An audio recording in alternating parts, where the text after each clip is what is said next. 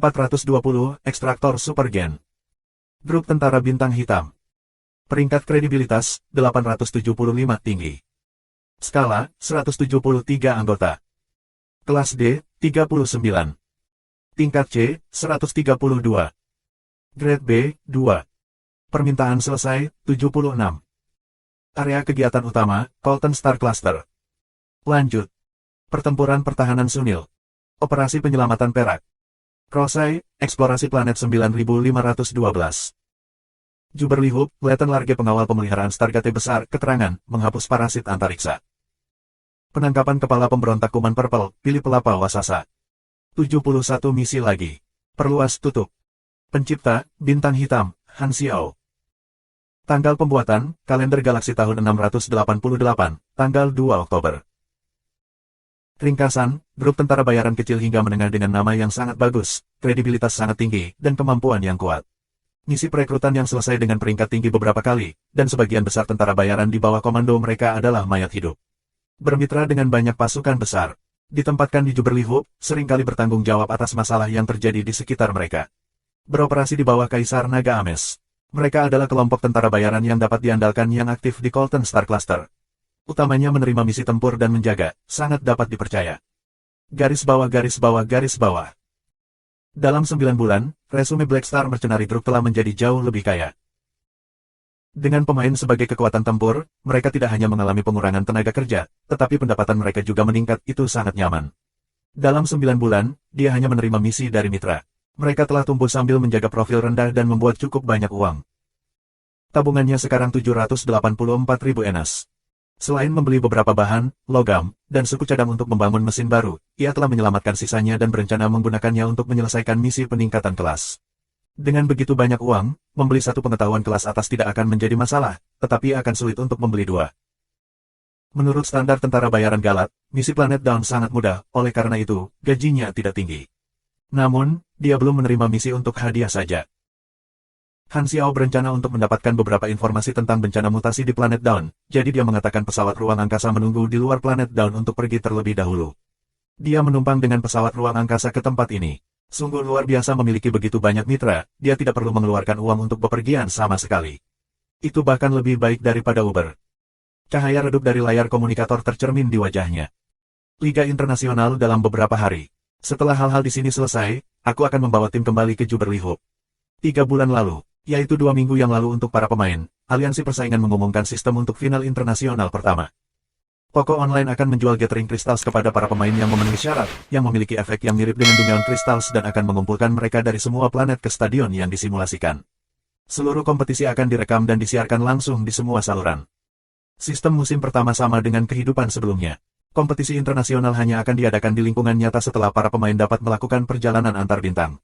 Pada saat itu, panggungnya adalah planet dan sistem bintang. Para pemain dari klub-klub Cina telah mengikutinya selama setahun, mereka telah menghasilkan banyak, dan peralatan mereka sangat kuat. Dengan demikian, kinerja mereka di kompetisi internasional pasti akan lebih baik daripada di kehidupan sebelumnya. Dalam kehidupan sebelumnya, kinerja klub-klub Cina di musim pertama cukup mengamuk. Untuk menghindari merusak reputasi mereka atau mengambil kesalahan, gaya bertarung mereka sangat pengecut dan memakan waktu atau terlalu mantap. Terkadang, mereka mampu bertahan lebih lama dari musuh, tetapi kadang-kadang, setelah mengulur waktu dan membuang banyak waktu, mereka masih kalah. Itu sulit dan mengecewakan untuk ditonton. Oleh karena itu menyebabkan sangat sedikit orang yang menonton kompetisi setiap kali tim-tim Cina bersaing. Para pemain lebih suka menonton kontestan negara lain dengan penuh semangat bertarung satu sama lain dan semua akan langsung melewatkan perkelahian dengan tim Cina. Meskipun hasil China di musim pertama dapat diterima, mereka tidak membuat kesan atau kinerja sama sekali. Kesan pertama mereka pada pemain di seluruh dunia adalah bahwa mereka sangat pandai menghadapi tekanan. Jika mereka tidak berjuang lebih keras kali ini, mereka tidak akan mengikuti aku untuk apa-apa. Ketika Liga Internasional berakhir, pembaruan versi juga akan segera datang. Para pemain akan menghilang sementara, dan pada saat itu, hadiah dari menerima permintaan tidak akan setinggi lagi. Ketika saatnya tiba, aku tidak akan melakukan pekerjaan tentara bayaran untuk beberapa waktu. Karena bergerak dalam tim lebih mobile dan lebih cepat, itu lebih cocok untuk melakukan beberapa persiapan untuk bencana mutasi versi 2.0. Ini akan membutuhkan perencanaan. Sambil melakukan itu, aku juga dapat merekrut beberapa orang tipe karakter utama dan meningkatkan jumlah petugas. Saat dia berpikir, indera Han Xiao merasakan ketidaknormalan kecil. Mata Han Xiao bergoyang, dan dia berdiri dan berjalan keluar dari tenda. Itu diam. Dia melihat sekeliling dan tertegun sejenak. Mobil penjara di tengah kamp sudah pergi. Rezar tidak ditemukan dimanapun, dan para penjaga juga hilang. Lolos. Dia tidak ingin kecelakaan terjadi pada misi, jadi dia melengkapi pakaian mekaniknya dan memindai radarnya. Kemudian dia menemukan bahwa sinyal Rezar ada di hutan kecil di luar kamp. Di sebelahnya ada sinyal dari sekitar selusin tentara, dan ada sinyal individu lain yang tersembunyi tidak jauh dari mereka. Kekuatan sinyal itu jauh lebih tinggi daripada para prajurit. Han Xiao memeriksa melalui database dan menyadari bahwa itu tak terduga dari Komandan Ksatria, Rex. Semua prajurit lainnya tertidur. Untuk apa mereka membawa Rezar ke hutan pada malam hari? Kudus, mungkinkah? Han Xiao menarik napas dalam-dalam. Itu orang tua. Mereka memiliki rasa yang sangat unik. Han Xiao berjalan ke hutan dengan berjinjit, ketakutan, siap untuk berbalik dan berlari kapan saja dia melihat sesuatu yang kotor. Dia mengaktifkan penglihatan malamnya dan melihat ke dalam hutan dengan sangat hati-hati. Rezar diikat erat oleh rantai penekan sihir, dan beberapa ksatria mengelilinginya dengan pedang baja di tangan mereka. Bibir mereka bergerak, dan mereka sepertinya mengatakan sesuatu. Han Xiao meningkatkan output dari fungsi pengumpulan suara dalam pakaian pertempuran dan mendengar percakapan mereka. Aku akan bertanya padamu untuk terakhir kalinya, dari mana kamu mendapatkan upacara itu? Aku menemukan sebuah loh batu di bawah reruntuhan kuno, di atasnya ada metode yang tidak lengkap untuk melaksanakan upacara. Aku mengubah mantra menjadi menggunakan darah sebagai sumber energi. Berapa kali lagi kamu ingin aku mengatakannya? Petik 2. Siapa lagi yang tahu tentang mantra ini? Tidak seorang pun. Setelah aku menghafal mantra, aku menghancurkan tablet. Apakah kamu pikir aku akan memberitahu orang lain mantra yang berbahaya? Ini hanya aman di tangan aku. Petik 2. Wajah Rezar penuh dengan ketidaksabaran saat dia menjawab Ksatria. Ksatria ini menggosok tangannya, dan dia berkata dengan nada kegembiraan tertekan, bagaimana kalau ini, mari kita membuat kesepakatan. Kamu memberitahu kami metode untuk melaksanakan upacara, dan aku akan membiarkan kamu hidup. Terus terang, aku cukup tertarik pada dunia yang lebih tinggi juga. Petik 2. Mata Rezar cerah seperti dia telah menangkap sedotan terakhir untuk menyelamatkan hidupnya. Hahaha, selalu ada jalan keluar. Rezar merenung, dan rasa cemoohan muncul di wajahnya. Dia merasa bahwa setelah dia memberitahu mereka tentang metode ini, orang-orang ini pasti akan membunuhnya. Dia diam-diam mengangkat waspada dan bertanya, bagaimana aku tahu kamu tidak hanya ingin menipu aku dari mantra aku? Kami adalah penjaga yang bertugas pada saat ini, kata Ksatria di depannya. Jika kamu mati, itu akan dengan mudah dilacak kembali ke kita. Apakah kamu tidak takut aku membunuhmu setelah aku melarikan diri? Kata Rezar dengan mata menyipit. Apakah kamu berani? Begitu ada gerakan sihir, tentara bayaran dunia yang lebih tinggi ini akan datang untuk berurusan dengan kamu. Jika aku lari, apakah kalian juga akan dilacak? Hehe, ini bukan pertanyaan yang perlu kamu khawatirkan. Bagaimana jika, setelah kamu membiarkanku pergi, kamu segera mengingatkan sisanya? Lalu kamu bisa pergi ke depan dan menjual kami. Dengan percakapan itu, Rezar secara bertahap mulai percaya bahwa para ksatria ini benar-benar ingin membuat kesepakatan dengannya. Sarafnya yang tegang menjadi lebih santai. Perhatiannya sepenuhnya pada berbicara dengan ksatria di depannya, dan dia tidak menyadari bahwa beberapa ksatria di belakangnya diam-diam mengangkat pedang baja mereka dan membidik bagian vitalnya. Bahkan jika Rezar berada di kelas B, jika dia ditembus oleh pedang baja ketika kekuatannya ditekan, hidupnya masih akan dalam bahaya. Han Xiao diam-diam mengamati situasinya, matanya berayun ketika dia melihat ini. Dia berpikir bahwa para ksatria ini menginginkan mantra Rezar. Kesepakatan itu hampir berakhir, namun mereka tiba-tiba ingin membunuhnya. Melihat bahwa para ksatria ini akan menyerang, Han Xiao memikirkannya dan berjalan keluar. Mendengar langkah kaki, orang-orang segera berbalik. Ketika mereka melihat siapa orang itu, mereka semua terkejut. Wajah Rezar segera berubah. Kamu lagi. Jika pembicaraan mereka tidak terdengar, harapannya akan padam sekali lagi. Han Xiao melihat sekeliling dan memperhatikan bahwa meskipun para ksatria ini terkejut, mereka tidak panik karena perjanjian pribadi mereka telah diketahui. Apa yang terjadi? Han Xiao memutuskan untuk berbicara terlebih dahulu. Kamu dengar? Seorang ksatria bertanya dengan hati-hati. Tebak, mata Han Xiao mendarat di pedang baja. Bunuh dia, teriak ksatria itu ketika dia berbalik dan menikam pedangnya di dada Rezar, darah memercik ke seluruh tubuh. Ekspresi Han Xiao aneh. Dia mengira para ksatria ini akan melawannya, tetapi apa yang terjadi sekarang? Mata Rezar membelalak. Sebelum dia bisa bereaksi, para ksatria lain menerjangnya dengan pedang mereka. Garis besar Han Xiao bergoyang, dan para ksatria ini hanya bisa melihat kilatan sebelum tubuh mereka jatuh ke udara. Mereka semua dikirim terbang oleh tendangan Han Xiao dalam sekejap. Meskipun aku tidak tahu apa yang sedang terjadi, aku akan menghentikanmu dulu. Han Xiao menatap Rezar. Pria ini berlutut di tanah. Wajahnya pucat, dan dia terengah-engah. Meskipun dia seorang mage, dia memiliki setidaknya lebih dari 100 endurance, jadi dia tidak akan mati. Pedang baja tidak memotong terlalu dalam, tetapi mungkin menembus paru-parunya, jadi dia kesulitan bernapas. Adakah yang bisa menjelaskan ini? Han Xiao melirik ksatria. Mereka menutup mulut mereka dan tidak mengatakan apa-apa. Han Xiao berbalik untuk melihat sisi yang lebih dalam dari hutan dan berkata kepada kegelapan, yang bersembunyi, mereka tidak berbicara, jadi kamu akan menjelaskannya kepadaku. Suara langkah kaki mendekat muncul di hutan. Setelah bersembunyi lama di samping, Rex berjalan keluar dengan wajah serius. Dia tahu bahwa dia tidak bisa bersembunyi lagi begitu Han Xiao muncul. Rex menarik napas dalam-dalam dan berkata perlahan, ksatria ini adalah pendukungku. Aku mengatur agar mereka bertugas pada saat yang sama. Membawa Rezar ke sini adalah untuk membunuhnya. Petik 2. Han Xiao mengangkat alisnya dan berkata, bukankah dia sudah ditangkap? Mengapa repot-repot membunuhnya secara diam-diam? Bunuh saja dia di siang hari bolong. Petik 2.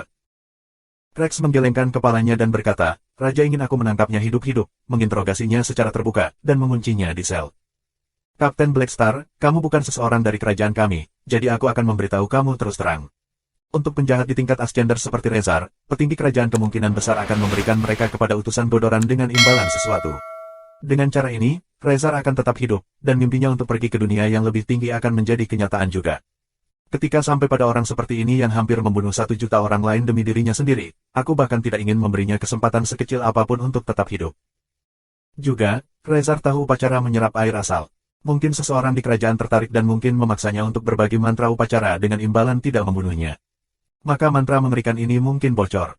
Jika itu terjadi, sesuatu seperti ini akan terjadi lagi. Karena itu, bahkan jika ini berarti melanggar perintah dari Raja, aku tidak bisa membiarkannya mencapai kota kerajaan hidup-hidup. Selama kita membunuhnya dengan cara ini, kita dapat menggunakan alasan Rezar mencoba melarikan diri untuk menutupi kematiannya. Kapten Blackstar, aku sangat menghargai bantuan tepat waktu kamu, tetapi ini adalah masalah kerajaan kami.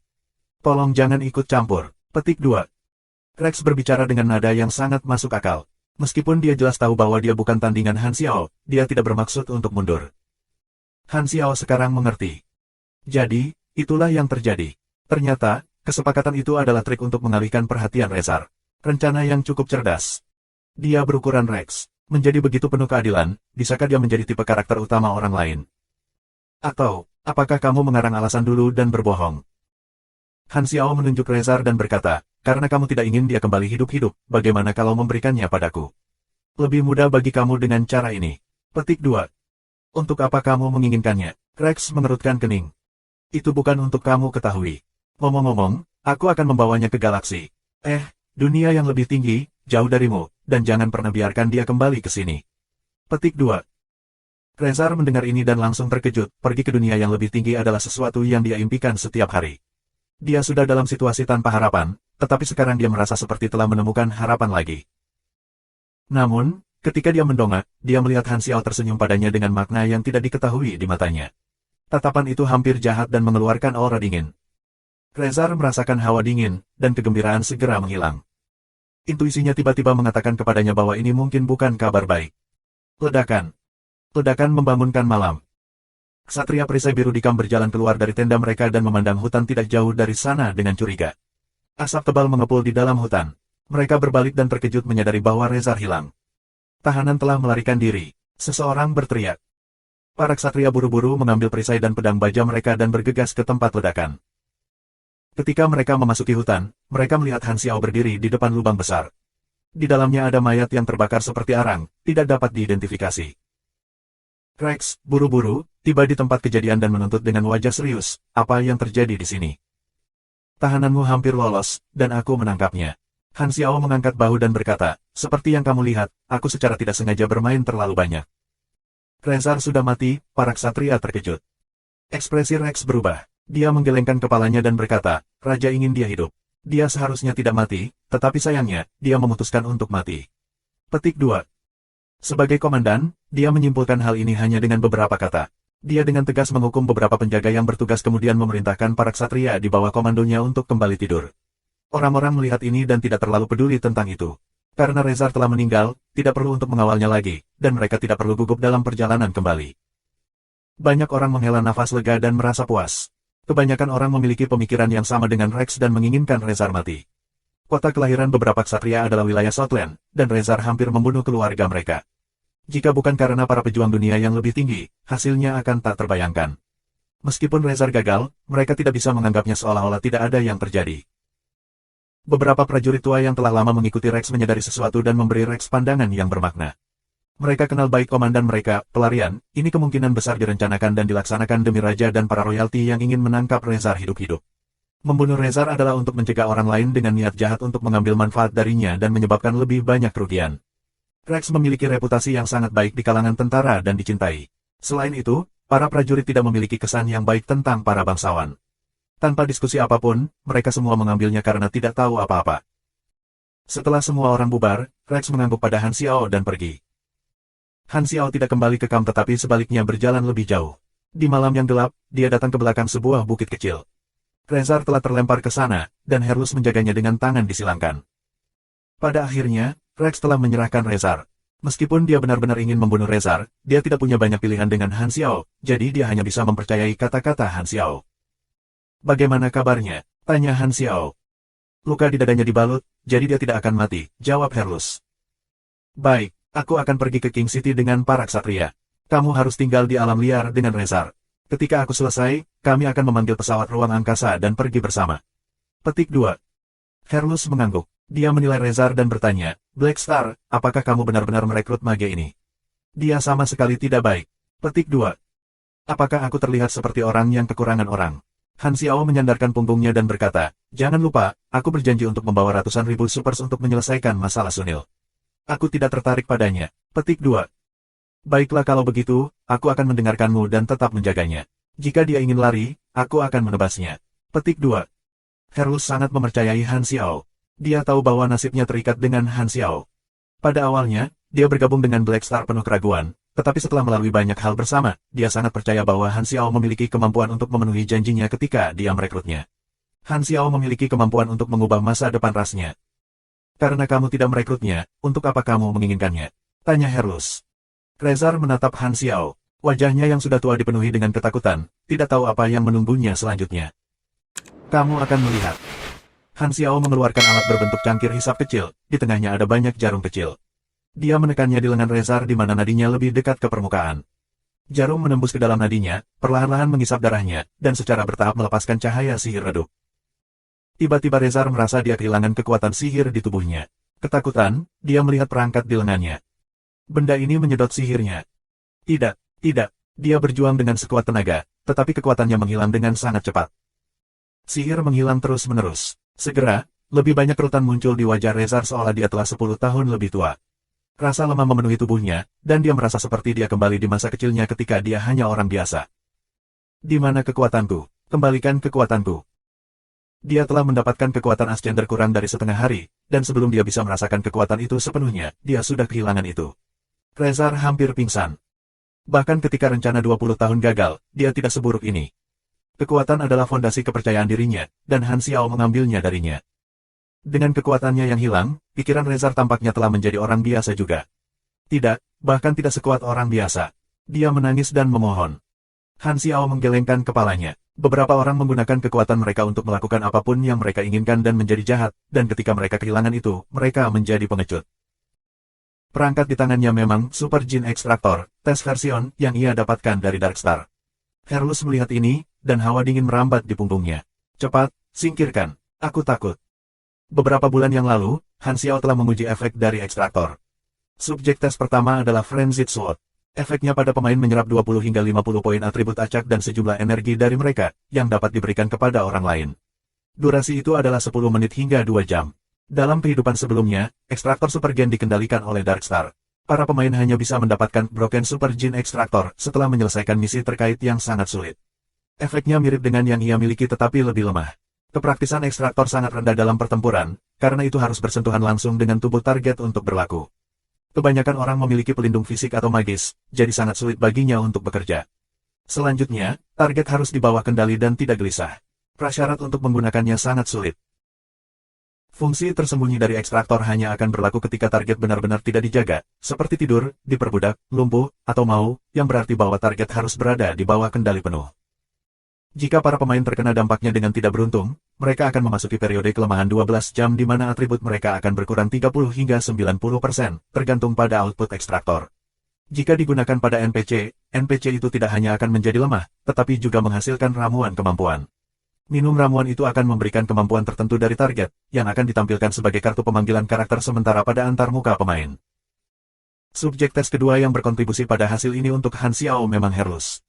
Herlus dengan jelas mengingat rasa teror dan kelemahan ketika kekuatannya diambil, dan dia ngeri karenanya. Ketika Han Xiao menggunakannya pada dirinya, dia hanya menggunakan output kecil yang rendah, tetapi meskipun demikian, Herlus membutuhkan banyak hari untuk pulih dari itu. Hal-hal seperti ini yang bisa menghilangkan gen super adalah musuh alami supers. Berapa banyak supers yang dihancurkan oleh organisasi yang menciptakan perangkat ini? Han Xiao mengeluarkan 3 tabung kosong dan menuangkan darah yang diekstraksi oleh perangkat di dalamnya. Garis bawah garis bawah garis bawah. Kamu telah menerima ability ramuan X3. Garis bawah garis bawah garis bawah. Dia langsung minum 1 tabung. Rasa manis dan logam memenuhi mulutnya. Darah hangat mengalir ke tenggorokannya, dan itu sangat pedas di hidung. Kemudian, kehangatan yang berasal dari kekuatan sihir berdesir di tubuhnya. Garis bawah garis bawah. Kamu telah menerima kartu pemanggilan karakter, Rezar sementara. Kartu pemanggilan karakter, Rezar sementara kekuatan sihir air asal. Memberi sementara kekuatan di luar diri seseorang. Plus 20% semua atribut. Durasi, 5-15 menit. Penggunaan, 0/1 kartu pemanggilan karakter ini akan ada untuk 15 hari. Garis bawah garis bawah. Penggemar, bukan kemampuan yang buruk sama sekali. Han Xiao cukup puas. Rezar hanya kehilangan kekuatan sihirnya untuk sementara, tapi lelaki tua yang menangis ini tidak tahu itu. Ini berarti bahwa Han Xiao bisa terus mencukurnya dan membuat banyak ramuan kemampuan. Meskipun kemampuan kartu pemanggilan karakter sementara akan berbeda, ia percaya bahwa para pemain akan bersedia membayar untuk produk baru ini. Dalam kehidupan sebelumnya, Darkstar telah menggunakan Super Jin Extractor untuk menjalankan rencana ini. Bedanya, Han Xiao tidak akan menangkap orang sebagai baterai entah dari mana. Kartu pemanggilan karakter sementara hanyalah tambahan untuknya, dia tidak membutuhkannya. Hanya ketika dia bertemu seseorang yang bisa dia gunakan tanpa bertentangan dengan akhlaknya, dia akan melakukannya. Aku ingat bahwa kamu memohon padaku untuk membawamu ke dunia yang lebih tinggi. Hehe, sekarang, aku berjanji akan melakukannya. Petik 2. Senyum Han Xiao seperti iblis di mata Rezar. Orang tua ini menggigil ketakutan. Pergi ke dunia yang lebih tinggi seperti ini adalah kebalikan dari bagaimana dia pikir itu akan terjadi. Rasa penyesalan yang kuat memenuhi hatinya dan naik ke matanya. Kamu iblis, Rezar ingin mengaum tetapi hanya bisa mengucapkan kata-kata ini dengan lembut. Han Xiao merasa geli. Kamu memanggil aku iblis. 2 hari kemudian, Satria Perisai Biru kembali ke King City. Kota ini duduk di dataran, dan sungai Origin Water membelah kota menjadi 2 dari tengah, memisahkannya menjadi pantai timur dan barat, sekaligus membagi kelas-kelasnya. Pantai timur memiliki rumah-rumah kerajaan dan istana, indah dan mewah. Pantai barat adalah daerah sipil yang ramai, dipenuhi dengan bangunan dan segala macam pipa polusi, membentuk jalan-jalan yang kompleks. Hanya orang-orang yang telah tinggal di sana selama lebih dari 10 tahun yang bisa mengingat jalan. Orang-orang biasa akan tersesat setelah beberapa belokan. Sekarang sudah siang, dan matahari seukuran kacang tergantung tinggi di langit. Lampu redup dan memberi kota warna kuning gelap. Bangunan-bangunan dan jalan-jalan saling berselimut. Itu seperti senja di bawah matahari terbenam, tetapi ini adalah waktu yang paling cerah di planet Dawn. Rex membawa semua orang ke pantai timur dan menetap di dekat istana. Pelayan datang untuk menyambut mereka, dan sikapnya lebih sopan dan hormat daripada ketika dia menghadapi raja. Dia membungkuk begitu rendah seolah-olah dia ingin menanam kepalanya di tanah. Atas nama kerajaan sia-sia, aku menyambut kamu di planet Dawn. Yang mulia telah mengundang para pejuang dunia yang lebih tinggi untuk bergabung dengan istana untuk makan malam. Kami harap kamu dapat memberi kami kesenangan. Pada saat itu, para pendakwa kami akan berkomunikasi dengan kamu melalui Kingdom Tribune Mages dan melakukan pembayaran untuk hadiah sewa ini. Petik 2. Orang-orang tidak keberatan. Tujuan utama Han Xiao dari perjalanan ini adalah untuk bertanya-tanya tentang tanda-tanda bencana mutasi, dan itu adalah kesempatan sempurna untuk bertanya kepada raja. Jika makan malam istana adalah jenis pesta yang memungkinkannya untuk bergerak bebas, ia kemudian akan meminta intel untuk raja. Ketika malam tiba, itu cerah di istana. Han Xiao dan yang lainnya menerima undangan itu, berganti pakaian resmi yang diberikan oleh pelayan, dan menghadiri jamuan makan malam. Pelayan istana membawa mereka ke halaman taman yang sudah ditetapkan sebagai area perjamuan luar ruangan. Cahaya yang hangat dan terang-terangan mengusir kegelapan malam. Di atas meja panjang ada piring-piring indah, buah-buahan dan sayuran hijau, kuning, dan ungu, daging panggang yang harum dari ketukan yang tidak diketahui, kue manis dengan krim yang meluap, dan cairan biru muda yang dibuat dari Origin Water. Para pramusaji menjelajahi tempat itu dengan piring di tangan mereka, dan seorang musisi duduk di tengah dan memainkan irama riang dengan instrumen yang tampak aneh. Sementara itu, royalty Vinerian berkulit biru muda berbincang di halaman. Perjamuan baru saja dimulai. Di sudut halaman adalah sebuah paviliun, di dalamnya adalah Raja Sia-Sia dan royalti tertinggi. Mereka melihat pintu masuk halaman. Melihat bahwa para pejuang dunia yang lebih tinggi telah tiba, Raja berdeham dan memimpin yang lain untuk berdiri. Semuanya, selamat datang di jamuan makan malam istana. Aku Galumio, terima kasih atas bantuan kamu yang baik, kata Raja. Nio, dalam bahasa Fenrian berarti raja atau pemimpin, dan begitulah Raja berbicara pada dirinya sendiri. Raja Galo adalah seorang pria parubaya yang agak kekar. Saat dia mengucapkan pidato penghargaannya, dia berjalan turun dari paviliun dan menyambut Han Xiao dan yang lainnya secara pribadi. Para bangsawan lainnya menghentikan percakapan mereka dan menyapa mereka bersama. Di depan para tamu dari dunia yang lebih tinggi, mereka tahu bahwa status kerajaan mereka tidak ada artinya. Ini adalah perbedaan level, mirip dengan kepala suku asli yang menghadapi tamu dari peradaban maju, tetapi perbedaannya lebih besar. Pejuang dunia yang lebih tinggi adalah naga yang cukup kuat untuk mengabaikan tuan lokal. Lin Ge dengan jelas menyatakan bahwa Han Xiao adalah pemimpin, jadi Han Xiao tidak punya pilihan selain mengambil pembicaraan. Mereka berbasa-basi, mengecilkan peran mereka. Kemudian Raja Galo menceritakan sebuah lelucon yang sama sekali tidak lucu, namun royalti itu tertawa keras seperti itu adalah semacam godaan yang sangat lucu. Sekelompok penyihir kerajaan Tribune berjalan keluar sambil memegang komunikator galaktik. Mereka menanganinya dengan sangat hati-hati seolah-olah itu semacam peninggalan suci. Setelah beberapa klik dan ditekan, hologram, Ascender, muncul di tengah halaman, memicu kekaguman yang mengejutkan di antara kaum Fenrian. Han Xiao mendengar seorang bangsawan tua di sampingnya berkata kepada keturunannya, harta karun saat ini. Kami hanya bisa melihat tindakan Tuhan seperti ini ketika ada tamu penting. Petik 2. Volga tertua mengerutkan bibirnya dan berkata, orang-orang ini sangat bodoh. Kakak kedua meliriknya dan berkata, apakah kita tidak suka ini ketika kita masih muda juga? Kakak laki-laki tertua tidak mengatakan apapun. Dia berbalik dan melihat bahwa adik laki-laki bungsunya sudah menabrak batang tongkat binatang dengan minyak di sekitar mulutnya. Raja Galo berbicara beberapa kata dengan pendaki ini. Ascender berterima kasih atas bantuan mereka dan mengirim uang ke rekening mereka, lalu mengakhiri komunikasi. Raja Galo tersenyum dan berkata, silakan menikmati makanan dan minuman. Ini adalah kesempatan yang menggembirakan. Petik 2. Orang-orang masuk ke suasana pesta. Royals datang untuk berbicara dengan mereka dari waktu ke waktu dengan sikap kaku dan ingin tahu. Ada juga pertunjukan di pesta itu. Tidak lama kemudian, sekelompok penari wanita muncul. Mereka melompat dan membalikkan kerumunan dengan rayuan di mata mereka. Han Xiao tidak memiliki perasaan terhadap Fenrians berkulit biru ini sama sekali. Dia minum beberapa minuman Origin Water, berbalik, dan melihat Arosia menatap meja makan, tampaknya ragu-ragu apakah dia harus makan makanan atau tidak. Han Xiao berjalan mendekat, meletakkan tangannya di atas pundaknya karena kebiasaan, dan berkata, tidak akan ada pertempuran untuk masa mendatang. Kamu tidak harus menggunakan kekuatan kamu. Makan sesuatu. Arosia tampaknya tidak terlalu peduli dengan tindakan Han Xiao. Dia mengambil makanan ungu dan menggigit bibirnya. Dia tidak membutuhkan makanan untuk hidup karena dia secara otomatis menyerap energi yang menyimpang dari lingkungan di sekitarnya untuk mempertahankan penggunaan energinya, yang seharusnya menjadi ciri khas kehidupan energi. Namun, saat itu, Han Xiao penasaran tentang apa yang akan terjadi jika dia makan sesuatu dan meyakinkannya untuk mengkonsumsi makanan. Meskipun Arosia tidak memiliki rasa lapar, dia merasa bahwa mengkonsumsi makanan itu menarik setelah mencicipi betapa lezatnya makanan itu. Makan kemudian menjadi kegiatan hiburan baginya. Dibandingkan dengan kepribadiannya yang kabur dan sangat tenang 9 bulan yang lalu, Arosia sekarang lebih seperti manusia. Sistem pencernaan Arosia sangat kuat, dan semua makanannya akan terurai menjadi energi tanpa limbah, jadi dia tidak perlu mengeluarkannya.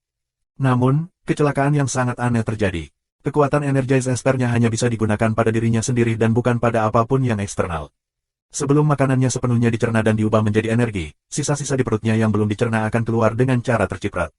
Pada saat itu, mereka baru saja akan memulai pertempuran dengan beberapa musuh, dan adegan ini mengejutkan kedua belah pihak. Bubur makanan terciprat di bawah bola energi tempat Arosia berubah, dan area-area itu jatuh ke dalam keheningan yang dalam dan canggung. Sejak itu, Arosia selalu menghitung tanggal sebelum mengkonsumsi makanan, menghitung apakah dia perlu menggunakan kekuatannya sebelum makanannya dicerna. Kekuatan-kekuatan Esper-nya meroket, dan itu tidak lebih lambat dari para pemain. Dia sudah berada di kelas C+, hanya setengah kelas dari kelas B dalam persyaratan misi. Setelah mengangkat dan meletakkan buah beberapa kali, Arosia menggigitnya pada akhirnya. Joy muncul di wajahnya, dan dia melewati buah yang dia gigit ke Han Xiao dan berkata, enak coba. Han Xiao menggigit buahnya, wajahnya kemudian segera ditutupi keriput. Dia mendorong tangan Arosia dan berkata, sangat asam. Seleramu terlalu berbeda dengan seleraku, simpan untukmu sendiri. Petik 2. Han Xiao membimbingnya untuk melatih energinya. Setelah menghabiskan lebih banyak waktu dengan satu sama lain, Arosia lebih dekat dengan Han Xiao. Interaksi mereka sangat akrab, tetapi tidak ada pikiran yang tidak pantas. Han Xiao sama sekali tidak memandang Arosia sebagai wanita normal. Di matanya, dia adalah bentuk energi murni dan tanpa jenis ke-4 meter 1N. Arosia juga tidak melihat dirinya sebagai perempuan, jadi tindakan intim ini sangat alami baginya. Setelah berjalan ke samping, Han Xiao berpikir bahwa sudah waktunya untuk berbicara dengan Raja Galo. Raja Galo mengundang Han Xiao ke pavilion dan bertanya sambil tersenyum, "Kapten Bintang Hitam, apa yang ingin kamu bicarakan dengan aku?" Han Xiao merendahkan suaranya dan berkata, "Aku memiliki kemampuan intuisi yang istimewa.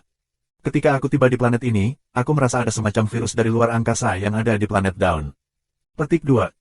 Raja Galo kaget. Dia duduk tegak dan berkata, "Apakah kamu mengatakan bahwa planet kita terinfeksi oleh beberapa jenis penyakit?" Tidak, ini hanya perasaan.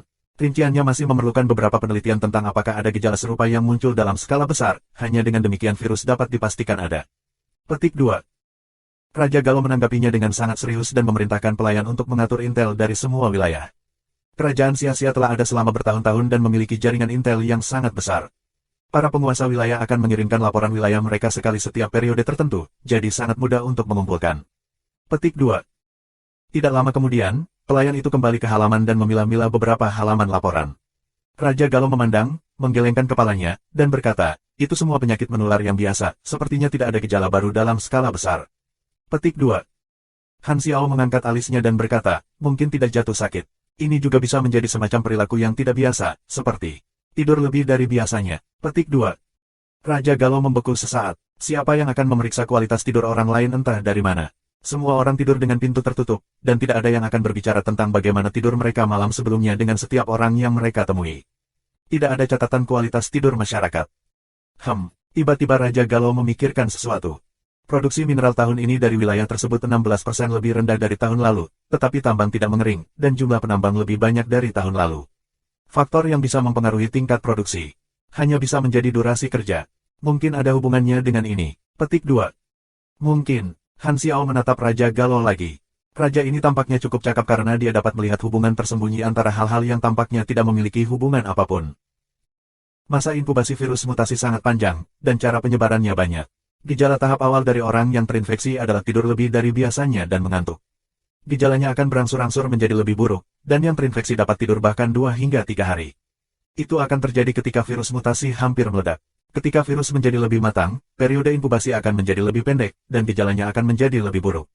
Masa mengantuk bahkan mungkin sepenuhnya dilewati, dan gejalanya akan memasuki tahap berikutnya. Menurut versi waktu, virus mutasi pada saat ini masih dalam masa pertumbuhan, sehingga sangat tersembunyi. Aku bertanya-tanya bagaimana planet Aquamarine sekarang. Raja Galo agak khawatir. Dia bertanya apakah ada solusi untuk itu. Han Xiao menggelengkan kepalanya dan mengatakan kepadanya bahwa dia juga tidak tahu apa itu virus, tetapi mereka sebaiknya berhati-hati tentang hal itu, lalu dia pergi. Han Xiao sudah mendapatkan informasi yang dia inginkan dan mengingatkan Raja Galo, jadi planet Dawn setidaknya tidak akan sama sekali tidak siap. Lagi pula, planet ini adalah salah satu target misi juga. Selama masa inkubasi virus mutasi, Han Xiao tidak punya solusi untuk itu. Kecuali jika dia bersedia untuk menyerah pada misi yang belum dimulai bencana mutasi, dan menghadapi risiko besar dengan memberikan sumber mutasi generasi ke-7 kepada Ghidorah sebelum bencana dimulai sehingga mereka dapat membuat obat untuk itu, yang juga akan mengarah pada dia ditanyai dan dicurigai juga. Ini sama sekali tidak layak. Dia hanya bisa memaksimalkan nilai dari hal-hal yang dimilikinya ketika bencana melanda dan menyebabkan Ghidorah dan Darkstar bertarung secara langsung. Satu-satunya persiapan yang dapat aku lakukan untuk bencana mutasi menjadi lebih kuat, semua yang lain harus menunggu waktu yang tepat. Keesokan harinya, Han Xiao dengan ramah menolak undangan Raja Galo dan meninggalkan King City. Dia memanggil pesawat ruang angkasa dari mitra di dekatnya di alam liar, mengambil Herlus dan Rezar, dan kembali ke Jubilee Hope. Lin Ge mendapat nomor komunikasi Han Xiao dan pergi dengan gembira bersama orang-orangnya. Black Star Mercenary Group sekarang dianggap cukup terkenal di Jubilee Hope, dan mereka akhirnya bisa menikmati hak istimewa yang sama yang mereka lihat diberikan kepada sekutu Skyring ketika mereka pertama kali tiba di Jubilee Hope. Mereka tidak perlu mengantri dan mendapat prioritas di banyak layanan. Ketika mereka berjalan di jalan, banyak tentara bayaran dan pejalan kaki menyambut mereka dengan hormat dan kebaikan. Setelah kembali ke benteng, Han Xiao mengetuk Rezar tak sadarkan diri, menempatkannya di kamar kosong sebagai sel, dan meninggalkannya di sana untuk sementara waktu. Ada sesuatu yang lebih penting yang perlu diperhatikan pada saat itu. Liga Internasional akan dimulai dalam 3 hari. Liga Internasional dibagi menjadi 2 tahap. Tahap pertama adalah kompetisi reguler berbasis poin, di mana 8 tim teratas dan 16 kontestan singles teratas akan memasuki final internasional. Tahap kedua adalah final di mana 2 tim bertempur satu sama lain melalui balita sampai juara akhirnya ditentukan. Di Cina, Tim yang memenuhi syarat adalah dinasti Laksamana Raja, Langit Panjang Haltian, dan Kuil Dewa Lige. Para kontestan singles adalah Raja Laksamana, Snowflower, dan Frenzied Sword. Para pemain pro yang tidak memenuhi syarat membantu mereka untuk melatih dan meminjamkan peralatan kepada mereka dengan murah hati. Di saat-saat penting seperti ini, semua orang menaruh dendam masa lalu dan menjadi satu. Klub-klub di semua negara melakukan hal yang sama, memberikan peralatan dan kemampuan terbaik kepada para kontestan. Ini adalah kompetisi internasional pertama, jadi selain Raja Admiral, yang paling tenang, semua kontestan lain agak gugup. Bukan hanya mereka, tetapi semua pemain pro di berbagai negara memiliki perasaan, gugup, dan antisipasi yang sama. Sebuah festival sudah dekat, dan gairah para pemain sekali lagi dinyalakan. Forum diisi dengan informasi tentang klub dari semua negara, dan semua jenis analisis dan pos prediksi muncul. Dibandingkan dengan kompetisi regional, kompetisi internasional jauh lebih kuat. Para pemain dari berbagai negara datang bersama untuk berdiskusi. Itu sangat riuh di forum. Bun Hit-dog menikmati manfaat berada dalam posisi yang menguntungkan. Dia untuk sementara menghentikan Black Star Series yang sudah memiliki 16 episode dan mulai membuat episode khusus yang menampilkan wawancara prakompetisi dari kontestan Cina dalam kelompok tentara bayaran. Kompetisi internasional akan segera dimulai. Kami mengundang beberapa kapten dan kontestan untuk bersama kami hari ini untuk wawancara prakompetisi yang sederhana. Petik 2. Lokasi video adalah benteng Han Xiao di Jubilee Hub. 4 pemain pro duduk di sofa dan menerima wawancara dari Bun Hit-dog. Keempatnya adalah Laksamana Raja, Haltian, Lige, dan Frenzied Sword. Semuanya adalah kapten dari tim yang memenuhi syarat atau kontestan di singles. Snowflower, yang mendapat tempat kedua di singles, tidak memasuki tim galaksi Han Xiao dan masih di planet Aquamarine, jadi dia tidak termasuk dalam wawancara. Mereka berempat menyapa hadirin, dan wawancara reguler dimulai. Bun Hit-dog berbeda dari gaya biasanya seperti dia menjadi tuan rumah Galaxy Times. Dia duduk tegak, dan wajahnya sangat serius. Namun, tidak peduli seberapa formal tindakannya, itu tidak bisa menutupi kepribadiannya yang kurang ajar. Semua pertanyaan dalam wawancara adalah semua pertanyaan biasa, menanyakan tentang kepercayaan diri, persiapan, dan tujuan mereka. Itu semua adalah pertanyaan umum. Ketika ditanya apakah mereka percaya diri, siapa yang berani mengatakan tidak di depan audiens yang begitu besar? Apakah kamu ingin klub kamu tutup? Bagaimana persiapan mereka? Siapa yang akan membuka informasi rahasia tersebut secara langsung? Jika lawan melihatnya, tidak akan ada akhir dari omelan yang mereka terima. Target dalam kompetisi. Klub mana yang akan mengatakan mereka tidak ingin menjadi juara? Bahkan jika target mereka hanya 4 atau bahkan 8, bagaimana mereka bisa mengatakannya secara terbuka? Pemain pro semua ingin menjadi juara. Keempat pemain pro menjawab pertanyaan ini dengan mudah, memberikan respons yang khas. Setelah pertanyaan-pertanyaan ini selesai, Bun Hit-dog mulai mengobrol dengan mereka berempat. Dalam wawancara informal seperti ini, topiknya bisa lebih santai. Bun Hit-dog menyatakan beberapa pemain asing yang baik untuk mereka komentari, dan suasananya agak damai. Menurutmu siapa lawan kuat yang perlu kamu perhatikan dalam kompetisi ini? Tanya Bun Hit-dog. Lige merenungkan dan berkata, klub Tulips dari Perancis, tim Devil, tim Thunder Snake, dan tim Ki dari Amerika, Cross Knight dari Inggris, tim Hydra dari Jepang, Kimchi Club dari Korea, dan sebagainya. Aku menantikan untuk bertarung dengan tim dan pemain ini. Meskipun lawannya sangat kuat, aku yakin. Petik 2. Subrek dulu guys. Semua tim adalah tim top di negara masing-masing.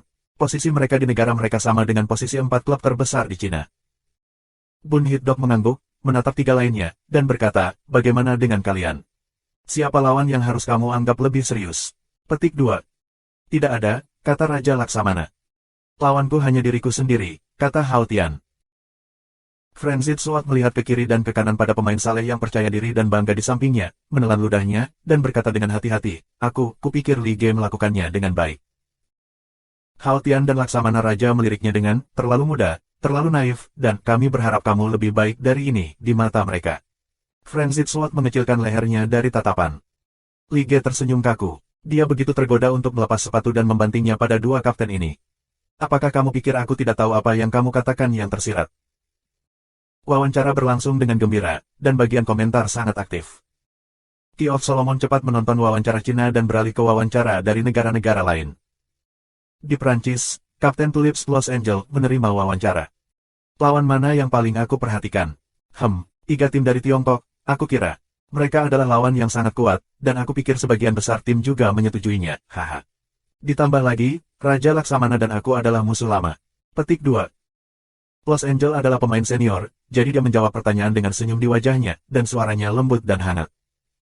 Key of Solomon kemudian menonton wawancara dari negara lain juga. Setiap kali tuan rumah bertanya tentang lawan yang mengancam, nama China pasti ada dalam daftar. Setiap tim memperlakukan tim China dengan sangat serius. Standar esports di Tiongkok tidak terlalu buruk dan dapat dianggap sebagai tingkat pertama, tetapi ini adalah pertama kalinya mereka menerima begitu banyak perhatian dari semua tim. Ini datang dari peluang yang mereka miliki. China adalah satu-satunya negara di mana para pemain yang bersaing telah diberi kesempatan untuk memasuki tahap antar bintang terlebih dahulu. Klub-klub asing ini selalu memperhatikan pengalaman para pemain Tiongkok di Black Star Mercenary Group. Mereka dianggap sebagai lawan yang sangat kuat. Setelah keluar dari forum, Kyo Solomon memandang rekan satu timnya di ruangan itu dan berkata dengan tenang, tampaknya tim lain memiliki pikiran yang sama dengan kita. Tim-tim Cina adalah masalah. Petik 2. Di luar rumah, tanah tertutup salju yang membentang di luar cakrawala. Kamp militer sarang iblis tersebar di seluruh negeri, dan pasukan iblis berkeliaran dari waktu ke waktu. Rumah ini juga merupakan kamp militer. Para pemain di sana, termasuk Kyo Solomon, semua memiliki penampilan dari Demon Rache. Perlombaan yang ditunjukkan pada antarmuka mereka adalah yang Demon. Mereka lebih dari 2 meter, dan mereka memiliki tanduk domba pendek memanjang dari dahi mereka, ekor di belakang punggung mereka, kaki tebal dan kuat, dan sisik iblis hitam di tubuh mereka. Mereka dilengkapi dengan baju besi dan senjata. Meskipun wajah mereka ganas, mereka masih memiliki semacam fitur manusia, membedakan mereka satu sama lain. Ini adalah base camp yang dipilih Amerika, salah satu planet dari pasukan pemadam, planet Winterfrost. Ini semua adalah pemain pro terkenal dari kunci klub. Electrolux, yang jauh di planet Aquamarine, adalah pensiunan klub Ki. Kuncinya sangat bersemangat dalam menanam mata-mata dan mata-mata. Bahkan, mereka memiliki tim yang matang untuk itu, menyediakan segala macam intel dan bantuan untuk tim mereka. Kapten, Kyo Solomon adalah akun resmi yang didaftarkan oleh klub, dan setiap kapten menggunakan nama yang sama. Kapten sebelumnya pensiun, dan kunci Salomo, generasi ini telah diberikan posisi tahun lalu. Dia mengalahkan semua pemain di tim melalui proses seleksi. Klub Ki melihat potensi luar biasa dalam dirinya, jadi mereka membuat pengecualian dan menjadikannya kapten, memutuskan untuk fokus melatihnya untuk waktu yang lama. Mereka memiliki harapan yang sangat tinggi untuknya. Para petinggi Ki berencana untuk menggunakan 1 atau 2 musim untuk membangun tim es yang mengelilinginya dan beberapa anggota lama, bertaruh untuk masa depan mereka, berharap untuk mencapai 3 kejuaraan berturut-turut. Ini juga merupakan impian setiap tim di luar sana. Kyo Solomon generasi ini tidak stabil seperti para pemain lama.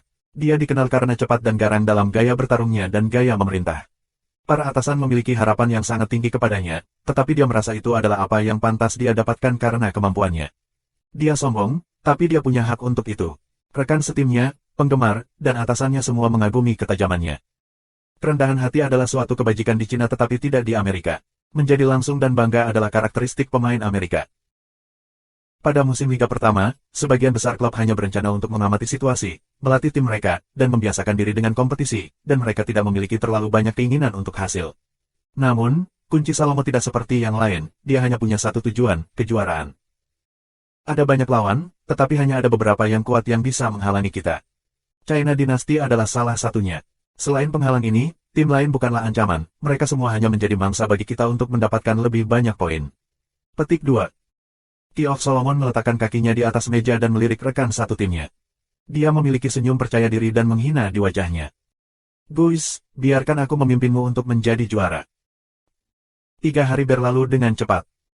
Han Xiao menyelesaikan urusan kelompok tentara bayaran. Dia sementara tidak menerima permintaan apapun dan mengumumkan bahwa mereka ingin beristirahat untuk jangka waktu tertentu. Kompetisi internasional akan berlangsung 3 hingga 4 bulan, dan Han Xiao berencana untuk memberi para pemain liburan pada awal selama sekitar 1 bulan. Dia juga akan beristirahat untuk beberapa waktu, mendapatkan persyaratan dan subkelas peningkatan kelasnya. Hari ini adalah hari dimulainya Liga Internasional. Han Xiao tinggal di kamarnya dan membuka forum. Di atasnya ada siaran langsung Liga Internasional, yang belum dimulai. Di aula benteng, semua pemain Black Star telah berkumpul. Para pemain yang bersaing dikepung di tengah, menunggu toko untuk mulai menjual Gathering Crystals. Frenzied Sword menggosok kedua tangannya. Pikiran bertarung dengan pemain pro dari berbagai negara membuatnya gugup. Dia belum pernah ke panggung sebesar ini sebelumnya. Aku telah membuat nama untuk diri aku di kompetisi area, tetapi jika aku tidak tampil baik di kompetisi internasional, lebih dari setengah kerja keras sebelum ini akan sia-sia. Hanya jika aku tampil baik di kompetisi internasional aku bisa mempertahankan ketenaranku atau bahkan meningkatkannya. Frenzied Sword bersemangat di dalam hatinya. Dia berdoa untuk dirinya sendiri agar tidak berkinerja buruk. Di sisi lain, Hao Tian, Laksamana Raja, dan Li Ge sedang berbicara satu sama lain.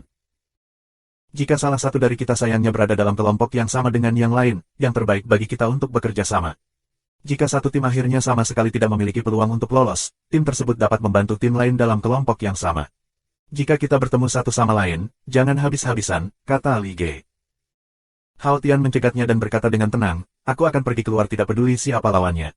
Profesionalisme aku tidak memungkinkan aku untuk menahan diri. Petik 2. Laksamana Raja menguap dan berkata dengan malas, kamu tidak bisa mengalahkanku bahkan jika aku menahan diri. Li Ge sangat marah. Mengapa mereka berdua tidak bisa melihat gambaran besarnya? Kami sekarang mewakili Tiongkok, jika kami tidak mendapatkan tempat yang baik, kami salah apapun. Ini akan menyebabkan dampak negatif yang sangat besar pada nama tim. Hasilnya adalah satu-satunya hal yang penting dalam kompetisi. Demi mendapatkan hasil yang lebih baik, apa yang salah dengan beberapa penyesuaian yang sesuai? Kita harus fleksibel. Pada saat ini, pemberitahuan muncul di antar muka para kontestan. Mereka buru-buru membuka toko, Gathering Crystal sudah tersedia untuk dibeli. Mereka menghancurkannya begitu mereka membelinya. Kabut keluar dari kristal dan melilit mereka. Ketika kabut hilang, para kontestan menghilang. Sama seperti efek Dungeon Crystals, mereka memasuki adegan yang digandakan. Dengan flash di mata Frenzied Sword, lingkungan di sekitarnya berubah sepenuhnya. Dia berada di arena yang besar, dan di sampingnya ada kontestan China lainnya. Memalingkan muka, pemain dari berbagai ras muncul entah dari mana satu demi satu. Para pemain dari berbagai negara muncul. Mereka berdiri berkelompok dan saling mengukur. Nama-nama akun di atas kepala mereka semua terkenal. Tulip Prancis, Ksatria Mawar Inggris, Iblis Amerika, Ular Guntur, Tomahawk Swedia, Pedang Frenzied memindai satu persatu. Mereka semua adalah tim yang terkenal di dunia. Pada saat ini, dia akhirnya merasakan betapa nyata festival internasional ini. Dia tidak bisa membantu tetapi sedikit gemetar karena kegembiraan dan antisipasi. Di sampingnya, Raja Admiral terlihat santai dan malas seperti biasa, melambai pada pemain asing dari jauh. Banyak dari mereka saling kenal. Adegan ini muncul di video langsung di forum. Suasana riuh itu seperti festival jutaan orang. Tuan rumah muncul di tengah arena, menarik perhatian para kontestan. Dia pertama mengucapkan selamat kepada para kontestan untuk kualifikasi untuk Liga Internasional, kemudian memulai pidato pembukaan resmi tentang siapa yang mensponsori kompetisi dan formalitas serupa. Setelah 5 menit, dia akhirnya menyelesaikan pidato pembukaan dan mulai berbicara tentang sistem kompetisi. Ada total 13 divisi. Sebanyak 39 tim dan pemain jomblo dari seluruh dunia memenuhi syarat untuk Liga Internasional. Mode kompetisi adalah kelanjutan dari kompetisi area. Kompetisi tim termasuk pertempuran tim dan tantangan, jomblo termasuk duel. Petik 2. Han Xiao mengangguk sambil mendengarkan pembawa acara. Musim Liga pertama memiliki sangat sedikit varietas. Dalam kehidupan sebelumnya, musim-musim berikutnya memiliki lebih banyak jenis kompetisi, seperti Dungeon, Survival, Hun, Rache, dan segala macam cara aneh untuk bersaing. Agar lebih menghibur, kompetisi menjadi lebih dan lebih beragam. Tuan rumah melanjutkan dan berkata, 39 tim dan pemain akan dibagi menjadi 3 kelompok, A, B, dan C. Mereka akan berkompetisi di dalam grup, dan pemenang akan diberi hadiah poin. Jumlah poin yang diberikan tergantung pada kerusakan yang diterima tim pemenang dalam kompetisi. 8 tim teratas dan 16 pemain singles akan memasuki final. Petik 2. Dia melihat sekeliling. Para pemain pro memiliki berbagai ekspresi. Ada yang senang, ada yang serius, dan ada yang percaya diri. Ayo mulai menggambar banyak. Sementara menggambar banyak, setiap tim saling mengukur. Tim-tim Cina paling sering terlihat. Sebagian besar orang tidak ingin berada dalam kelompok yang sama dengan tim Tiongkok, mereka adalah tulang yang tangguh. Pengelompokan itu sepenuhnya acak, dan hasilnya keluar dengan sangat cepat. Dinasti berada di grup A, Temple of God dan Long Sky berada di grup C, dan semua tim lain diacak juga. Grup A adalah grup yang paling normal, campuran yang kuat dan tim sangat seimbang. Dinasti dan Devil adalah dua tim terkuat dan memiliki peluang bagus untuk lolos ke final. Grup B sebagian besar memiliki tim yang lebih kecil dan lebih lemah, itu yang paling aman, tetapi mungkin ada kuda hitam di kelompok itu juga. Kelompok C, bagaimanapun, adalah yang terburuk. Itu penuh dengan tim yang kuat seperti Kimchi, Tulips, Rose Knight, Thunder Snakes, sering disingkat TS, Tomahawk, dan sebagainya. Hampir 70% dari semua tim kuat berada di grup C. Selain tuan rumah, ada juga komentator yang semuanya streamer profesional atau pemain pensiunan. Mereka berdiskusi dan dianalisis untuk para hadirin. Kelayakan kualifikasi tergantung pada skor total. Pengelompokan memiliki dampak yang sangat besar pada hasil. Jika grup diisi dengan tim yang kuat, akan sangat sulit untuk mendapatkan poin, dan bahkan tim yang mampu lolos mungkin gagal melakukannya. Di sisi lain, jika grup memiliki banyak tim yang lemah, bahkan jika tim tidak sekuat, mereka mungkin bisa lolos. Dalam situasi seperti ini, karena tim ingin lolos, pertempuran akan sangat panas. Tidak ada yang berani menahan diri. Bahkan ketika menghadapi pertempuran yang tidak dapat mereka menangkan, mereka akan berusaha untuk merusak lawan sebanyak mungkin sehingga mereka tidak mencetak begitu banyak poin. Karenanya, pertempuran di grup C pasti akan sangat menyenangkan. Petik 2. Grup C adalah grup maut. Ada begitu banyak tim kuat yang pasti akan lolos jika ditempatkan di dua grup lain, tetapi sekarang tidak ada yang bisa menebak hasilnya. Tim manapun bisa dihilangkan. Kompetisi seperti ini sangat menarik, dan aku menantikan penampilan menarik mereka. Petik 2. Hasilnya ditentukan. Tim dalam grup C semuanya sangat serius dan bersemangat. Lige dan Hao Tian saling memandang dengan makna tersembunyi di mata mereka. Sepertinya kamu menebak dengan benar, kita berada di kelompok yang sama, kata Hao Tian dengan wajah poker. Lige mengerutkan kening dan tidak menjawab. Pengelompokan itu sangat tidak menguntungkan baginya, tetapi itu adalah kenyataan yang tidak bisa diubah. Dengan begitu banyak tim kuat, kualifikasi akan sangat sulit. Hari ini adalah upacara pembukaan. Setelah pengundian selesai, semua tim yang berpartisipasi segera mulai menggali informasi dari tim lawan di grup mereka. 4 jam kemudian, jadwal diumumkan secara resmi di forum. Kompetisi internasional berjalan lebih lambat, dalam 1 hari dalam pertandingan, setiap grup akan memiliki 2 pertempuran tim dan 2 pertempuran tunggal. Ini berarti bahwa tahapan grup internasional akan berlangsung sekitar 39 hari. Setiap tim akan bertarung sekali dengan 12 tim lain dalam grup mereka. Kompetisi secara resmi dimulai pada hari berikutnya, dan dimainkan langsung di semua saluran. Banyak orang melihat kemampuan tim yang berkualitas. Setiap tim memiliki taktik dan gaya khusus mereka sendiri, dan itu membuka mata. Pandangan kasar telah terbentuk di semua kelompok. Iblis mengalahkan tim lain dengan cara menghancurkan, penampilan mereka sempurna di semua kompetisi, tetapi mereka belum menghadapi dinasti, yang berada di grup yang sama. Meskipun grup G hanya memiliki tim lemah yang tidak dikenal, mereka masih tim yang menjalani proses eliminasi tanpa ampun dan memiliki kualifikasi untuk Liga Internasional. Perbedaan kekuatan di antara mereka relatif kecil, jadi pertempuran mereka sebagian besar setara. Tim tinju Kamuru dari Australia memiliki kinerja terbaik. Grup C adalah yang paling populer, itu dipenuhi dengan pertempuran sengit antara tim-tim kuat dan merupakan yang paling menyenangkan. Pertandingan pertama China adalah pada hari ketiga, dinasti Chinese vs Wings. Para pemain China menantikan penampilan pertama negara mereka di panggung internasional. Tim-tim lain juga memperhatikan, ini adalah kesempatan yang sangat baik untuk mengamati kekuatan tim Tiongkok. Meskipun mereka berada dalam kelompok yang berbeda, sebagian besar tim merasa mereka memiliki peluang yang sangat tinggi untuk bertemu tim China di final, sehingga mereka tidak mungkin menganggapnya enteng. Hari ketiga tiba di bawah antisipasi dari banyak orang. Pertandingan antara dinasti dan Wings dimulai. Malam itu gelap, dan tidak ada bulan di langit. Ini adalah reruntuhan kuno yang sunyi. Rumah-rumah yang runtuh dan pilar-pilar yang hancur adalah tanda-tanda betapa riuhnya kota yang pernah ada di sini. Bola cahaya biru yang dingin menjelajahi tempat itu tanpa tujuan, membawa cahaya dan menghilangkan kegelapan. Ini adalah adegan sebenarnya dari salah satu planet pemula, digandakan untuk menjadi peta pertandingan. Pertandingan tim semua dilakukan dalam adegan yang digandakan, medannya adalah duplikat area acak di berbagai planet pemula. Para penonton bisa melihat setiap aksi dari kedua tim. Dinasti mendarat di sudut reruntuhan. Semua orang mengenakan armor Sunil NCO Class, membawa senjata mekanis yang berbeda, dan mengenakan peralatan berteknologi canggih. Mereka melihat sekeliling dan mengamati sekeliling mereka. Medan kehancuran, banyak penghalang, jadi serangan jarak jauh terbatas. Plus, ini malam, jadi huru-hara dan pembunuhan sangat cocok. Kombinasi kelas Wings Team adalah Esper defensif, rank mage, dan mage tempur. Output kerusakan mereka banyak, tetapi garis belakang mereka relatif lemah. Jika kita bertempur, kita harus dengan cepat berurusan dengan garis belakang. Lawan harus memiliki, pasti memiliki kemampuan mobilitas. Karenanya, pemain kami yang tangkas tidak akan mengikuti kami semua dan bertindak sendirian, tetap diam-diam di dekat medan perang dan menyerang ketika ada peluang. Ada 2 metode yang mungkin mereka gunakan untuk melakukan kerusakan, satu adalah mengelilingi pemain dengan output kerusakan di tengah lapisan perlindungan, dan yang lainnya adalah bertindak sendiri dan mencari peluang untuk menangani kerusakan. Karena mereka memiliki banyak pemain yang menangani kerusakan, mereka mungkin menggunakan kedua metode.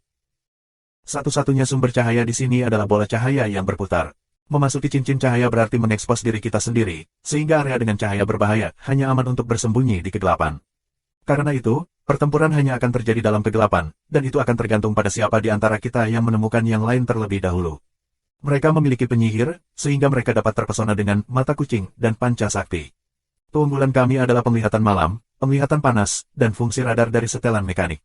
Dalam hal pendeteksian, kami sedikit lebih baik. Petik 2. Raja Admiral menjelaskan situasinya dengan tenang. Dia sangat berpengalaman, dengan cepat menganalisis situasi dan apa yang harus mereka lakukan. Pertandingan tim tidak hanya saling bertarung secara langsung, ada juga pertempuran kerjasama, deteksi, taktik, dan sebagainya.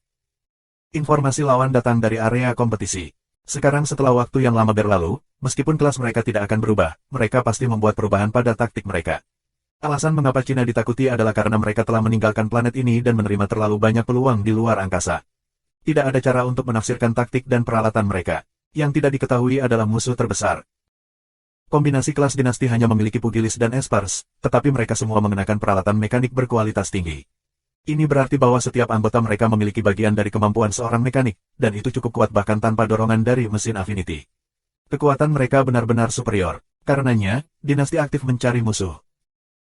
Dalam live feed, tim Wings memberikan semua jenis mantra siluman sebagai gantinya, jelas menunjukkan bahwa mereka tidak ingin bertarung langsung dengan dinasti. Dalam kehidupan sebelumnya, Sisi yang menghindari pertempuran selalu tim Cina yang stabil dan pengecut. Sekarang posisi mereka telah berubah, tim-tim Cina telah menjadi yang aktif menyerang. Dalam perspektif penonton, dinasti seperti seorang pemburu yang mengejar mangsa dan berada di atas angin sementara lawan berlarian. Pendirian yang begitu kuat membuat penonton Tiongkok merasa sangat bangga, mereka bisa merasakan kepercayaan kuat dinasti bahkan melalui umpan. Keyakinan dinasti datang dari Han Xiao. Setelah mengikuti Han Xiao melalui alam semesta, peralatan dan kemampuan mereka berada di atas semua tim. Kekuatan mentah mereka sangat kuat, dan ini adalah keuntungan yang diberikan oleh Black Phantom. Tidak masalah berapa banyak pemain pro dari planet pemula lainnya iri pada ini, tidak ada orang seperti Grid Mechanic Han di planet mereka. Tim Cina adalah yang dikejar saat itu, sekarang, sebaliknya. Tidak buruk, mereka semua adalah anak muda dengan banyak potensi. Han Xiao tersenyum, cukup puas. Sayap sangat berhati-hati dan melemparkan bunglon dan mantra lain untuk menyingkirkan jejak mereka. Tetapi peta itu hanya begitu besar, dan mereka tidak akan pergi jauh tidak peduli berapa banyak mereka berlari. Cepat atau lambat, mereka harus bertarung. Raja Laksamana memerintahkan rekan setimnya untuk menembak ke arah langit untuk memecahkan kebuntuan, membiarkan musuh mendengar dari mana suara tembakan datang. Dengan cara ini, ketidakpastian akan dihilangkan, musuh akan mendekati, lari ke arah lain, atau mengapit mereka. Dengan kekuatan yang lebih besar, dinasti benar-benar tidak takut membiarkan musuh mengetahui lokasi mereka. Pertempuran langsung pecah karena kecelakaan. Seperti Raja Laksamana harapkan, mage tempur dari lawan bertindak sendiri di dekat tim mereka dan ditemukan oleh pangeran kedua, yang juga bertindak sendiri. Meskipun pangeran kedua biasanya sangat nakal, dia sangat menentukan dalam kompetisi dan langsung menyerang. Pangeran kedua adalah seorang pugilis yang berfokus pada keluasan dan pembunuhan. Dia menggunakan pakaian mekanik gaya kepanduan NCO Class, yang memiliki tubuh ramping dan sepasang bilah yang memanjang dari pergelangan tangan seperti taring. Dia menyerang seperti seekor citah, bukan hanya combo pembunuhnya benar-benar tepat, tetapi juga mulus dan cepat. Hampir tidak ada kesenjangan antara kemampuan dan perubahan posisinya. Ini dianggap sebagai kinerja hebat bahkan di tingkat profesional. Mage tempur itu tidak bisa bereaksi tepat waktu terhadap serangan itu. Dia sangat terluka oleh serangan pangeran kedua yang menggelegar dan gemuruh, kemudian akhirnya berubah menjadi kilatan cahaya putih dan sekarat sebelum bala bantuan dari rekan timnya tiba. Solo bunuh.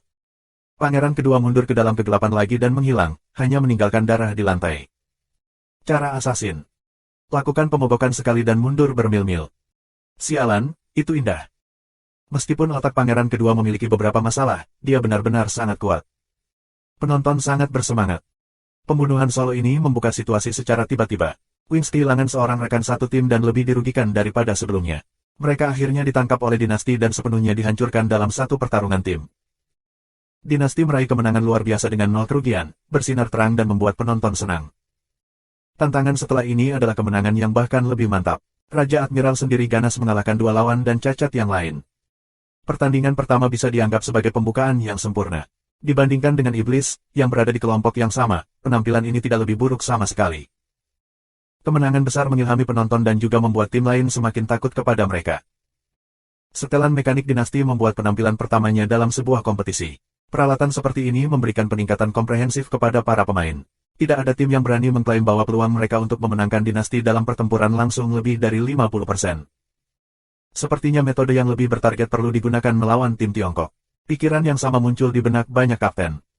Pangeran kedua memberi kontribusi besar. Selama wawancara pasca pertandingan, dia tidak bisa menyembunyikan kegembiraan di wajahnya sama sekali, dan dia tidak mau.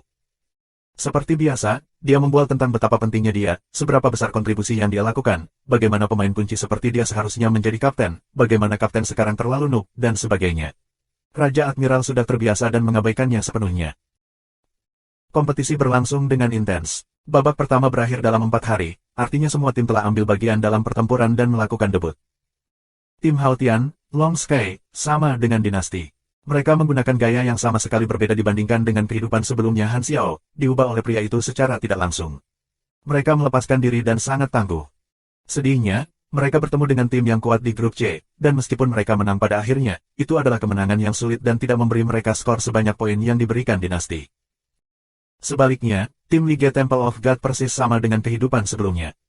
Bahkan ketika kekuatan mereka benar-benar superior, mereka berjuang dengan mantap dan hanya berharap untuk tidak membuat kesalahan.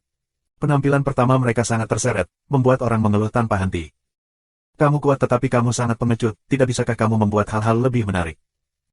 Bagaimanapun, Han Xiao tidak memiliki harapan tinggi untuk kuil Tuhan.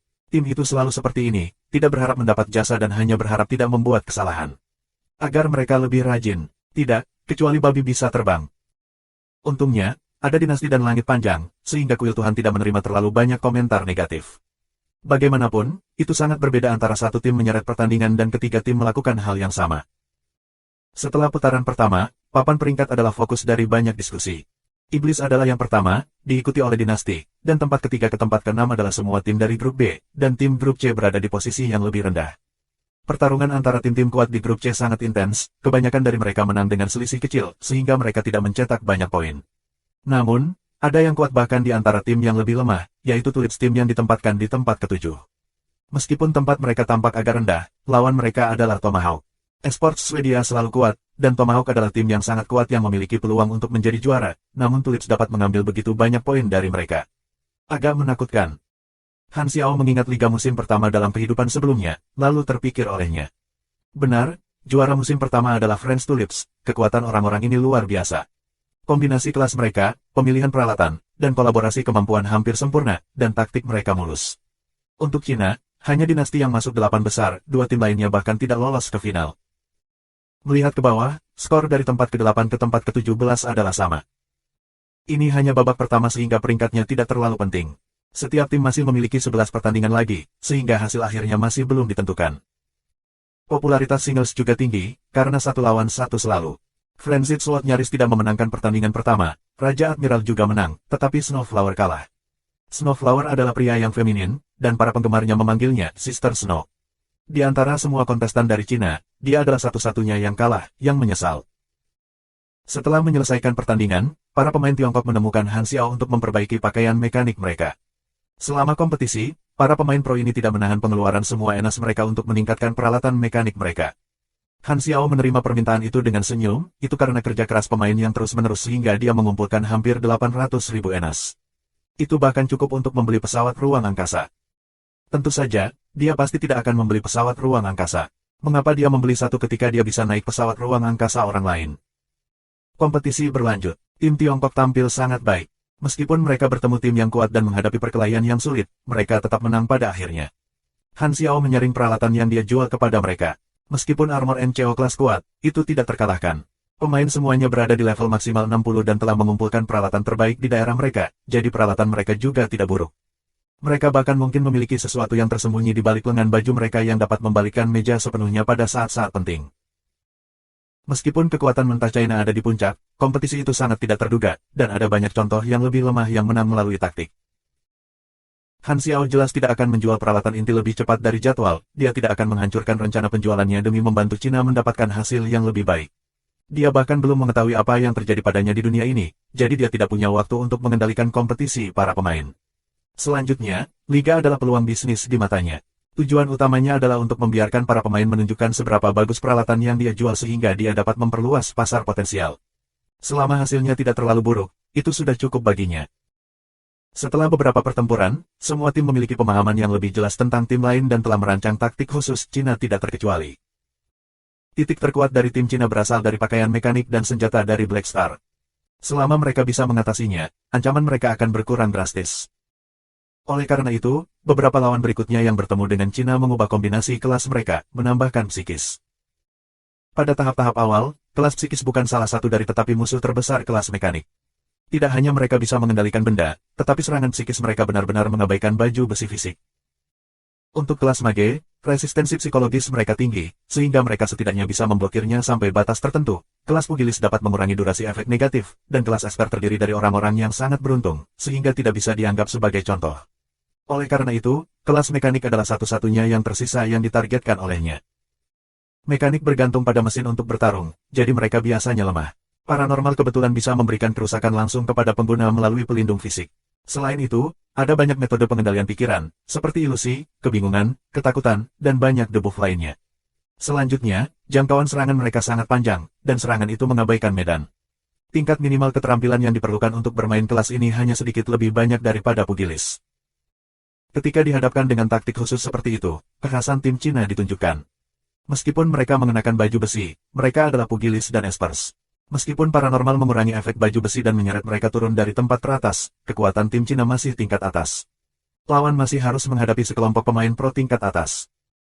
Selain dari kelas psikis, mantra elemental, korosif, dan kutukan kelas mage juga mengurangi efek pakaian mekanik. Tentu saja, sementara mereka bisa mengurangi efek pakaian mekanik, mereka seperti kertas. Keberadaan baju zirah memaksa tim-tim ini untuk menghabiskan lebih banyak upaya untuk menghadapinya, kekuatannya terlihat jelas. Hal ini dapat digunakan oleh semua kelas dan menyediakan perangkat tambahan yang komprehensif. Itu seperti mereka mengenakan cangkang kura-kura dengan paku yang memiliki bar ekstra kesehatan dan diberi kemampuan hasil kerusakan yang berkisar. Jika margin untuk kesalahan untuk tim normal adalah 3, China adalah 10. Peningkatan itu terlalu luar biasa. Bahkan dengan tingkat penyesuaian kerusakan dan keseimbangan tertentu, tidak mungkin untuk membatalkan keunggulan peralatan China. Sebenarnya, dalam versi 2.0 atau 3.0, pada dasarnya, semua orang memiliki pakaian mekanik. Karena semua orang memilikinya, perbedaannya ada pada kinerja pakaian mekanik, dan perbedaan itu tidak akan sebesar seperti sekarang. Sayangnya, karakter yang menjual baju besi di versi pertama sangat langka, dan bahkan jika mereka melakukannya, mereka menjual yang kasar, yang setengah jadi. Han Xiao adalah satu-satunya tempat yang menyediakan baju besi berkualitas tinggi dan layanan terkait. Namun, taktik khusus ini memang punya efek. Kerusakan tim-tim Tiongkok bertambah jelas. Setiap orang adalah tim yang kuat dari daerah mereka, sehingga mereka tidak bisa mengalahkan mereka semua dengan cara yang luar biasa. Pertandingan setelah semua bola balik, itu menyenangkan dan intens. Peringkat pada papan peringkat berfluktuasi setiap hari. Dinasti dan Devil saling berhadapan satu sama lain, dan dinasti menang dengan sedikit keuntungan, menempatkan mereka di puncak leaderboard dan menarik banyak perhatian. Hasil seperti itu membuat penonton Tiongkok merasa sangat bangga. Setiap kali tim atau pemain Tiongkok melakukan pertandingan, mereka pasti akan menunggu di forum untuk memulai. Tidak hanya penggemar China, tetapi cukup banyak pemirsa asing menjadi penggemar dinasti karena penampilan mereka. Popularitas pertandingan yang melibatkan Tiongkok berada di 3 besar. Dibandingkan dengan tragedi di kehidupan sebelumnya, ini adalah perubahan total. Di sisi lain, Long Sky dan Temple of God, yang berada di grup C, tidak melakukannya dengan baik. Mereka terseret di antara tempat ke-8 dan ke-12, di ujung tidak mampu memenuhi syarat. Persaingan sangat ketat. Di ruang paduan yang tidak digunakan di benteng Black Star yang diubah menjadi sel penjara, Rezar masih di penjara. Tangannya terpaku erat di ranjang logam, dan beberapa jarum dimasukkan ke dalam tubuhnya dan terus seperti itu, menyuntikkan nutrisi dan obat penenang. Matanya dipenuhi kehampaan, dan wajahnya benar-benar kaku. Dia digunakan sebagai bahan untuk ekstraktor. Dia tidak memiliki kebebasan dan disiksa sampai dia hampir bukan orang lagi. Sihirnya akan diekstraksi begitu dia pulih, tidak memberinya harapan sedikitpun. Pintu terbuka, Han Xiao berjalan masuk, melirik dan mengisi ulang nutrisi tanpa berhenti, bahkan bersenandung saat dia bekerja. Dia benar-benar mengabaikan keadaan tragis Rezar, seperti dokter yang terbiasa dengan hidup dan mati. Dia kemudian mengeluarkan ekstraktor dan mengekstraksi darah Rezar seperti biasa. Darah merah dan sedikit menyala terbang melalui pipa dan masuk ke tabung, berubah menjadi ramuan kemampuan baru. Han Xiao sudah membuat 8 ramuan. Rezar menoleh, menatap Han Xiao, dan membuka mulutnya untuk berbicara. Suaranya begitu serak sehingga hampir hening. Apakah kamu berencana untuk memenjarakanku selamanya? Tentu saja, tidak selamanya. Han Xiao mengangkat alisnya dan berkata, apakah kamu pikir kamu bisa hidup selama itu? Bisakah kita membuat kesepakatan? Kamu membebaskan aku, dan aku bisa memberikan semua yang aku miliki dan bekerja untuk kamu. Aku hanya ingin datang ke dunia yang lebih tinggi dan memuaskan keinginan aku akan pengetahuan. Aku tidak menentang bekerja untuk siapapun, kata Rezar dengan nada memohon. Han Xiao mengambil ramuan kemampuan baru dan memocoknya. Dia berbalik untuk melihat Rezar, tersenyum, dan berkata, aku sudah memiliki segalanya. Kamu adalah begitu jahat. Rezar mengepalkan giginya dengan erat, matanya dipenuhi dengan kebencian dan keputusasaan yang tak berdasar. Aku tidak akan melakukan ini pada orang yang tidak bersalah. Jika kamu adalah orang normal, mungkin aku akan mengasihani kamu, tetapi kamu adalah orang jahat yang hampir membunuh jutaan nyawa. Hehe, apakah kamu pikir aku harus mengasihani kamu? Itu akan menjadi penghinaan bagi jutaan nyawa yang hampir kamu ambil. Hati Han Xiao tidak pernah bergetar. Dia telah melalui masa-masa gelap di penjara oleh organisasi kriminal dan menjadi subjek uji, jadi dia tahu betul bagaimana rasanya. Dia sangat senang membiarkan orang-orang seperti Rezar mengalaminya juga. Dia tahu bahwa dia bukan orang yang pemaaf dan baik. Nantikan hari kematianmu, itulah harapan terakhir kamu untuk merasa lega, kata Han Xiao dingin dan menutup pintu, meninggalkan Rezar menjerit kesakitan dan keputusasaan. Setelah kembali ke kamarnya, Han Xiao mensterilkan ekstraktor dan meletakkan semua ramuan kemampuan. Mereka semua memiliki label pada mereka. Dengan popularitas liga, ia berencana untuk menjual ramuan ini kepada para pemain. Melihat ramuan ini, mekanik Agung Han tiba-tiba punya ide. Ekstraktor hanya dapat menghasilkan ramuan ketika digunakan pada NPC. Jika aku mengekstrak gen aku sendiri, apakah ini akan berhasil?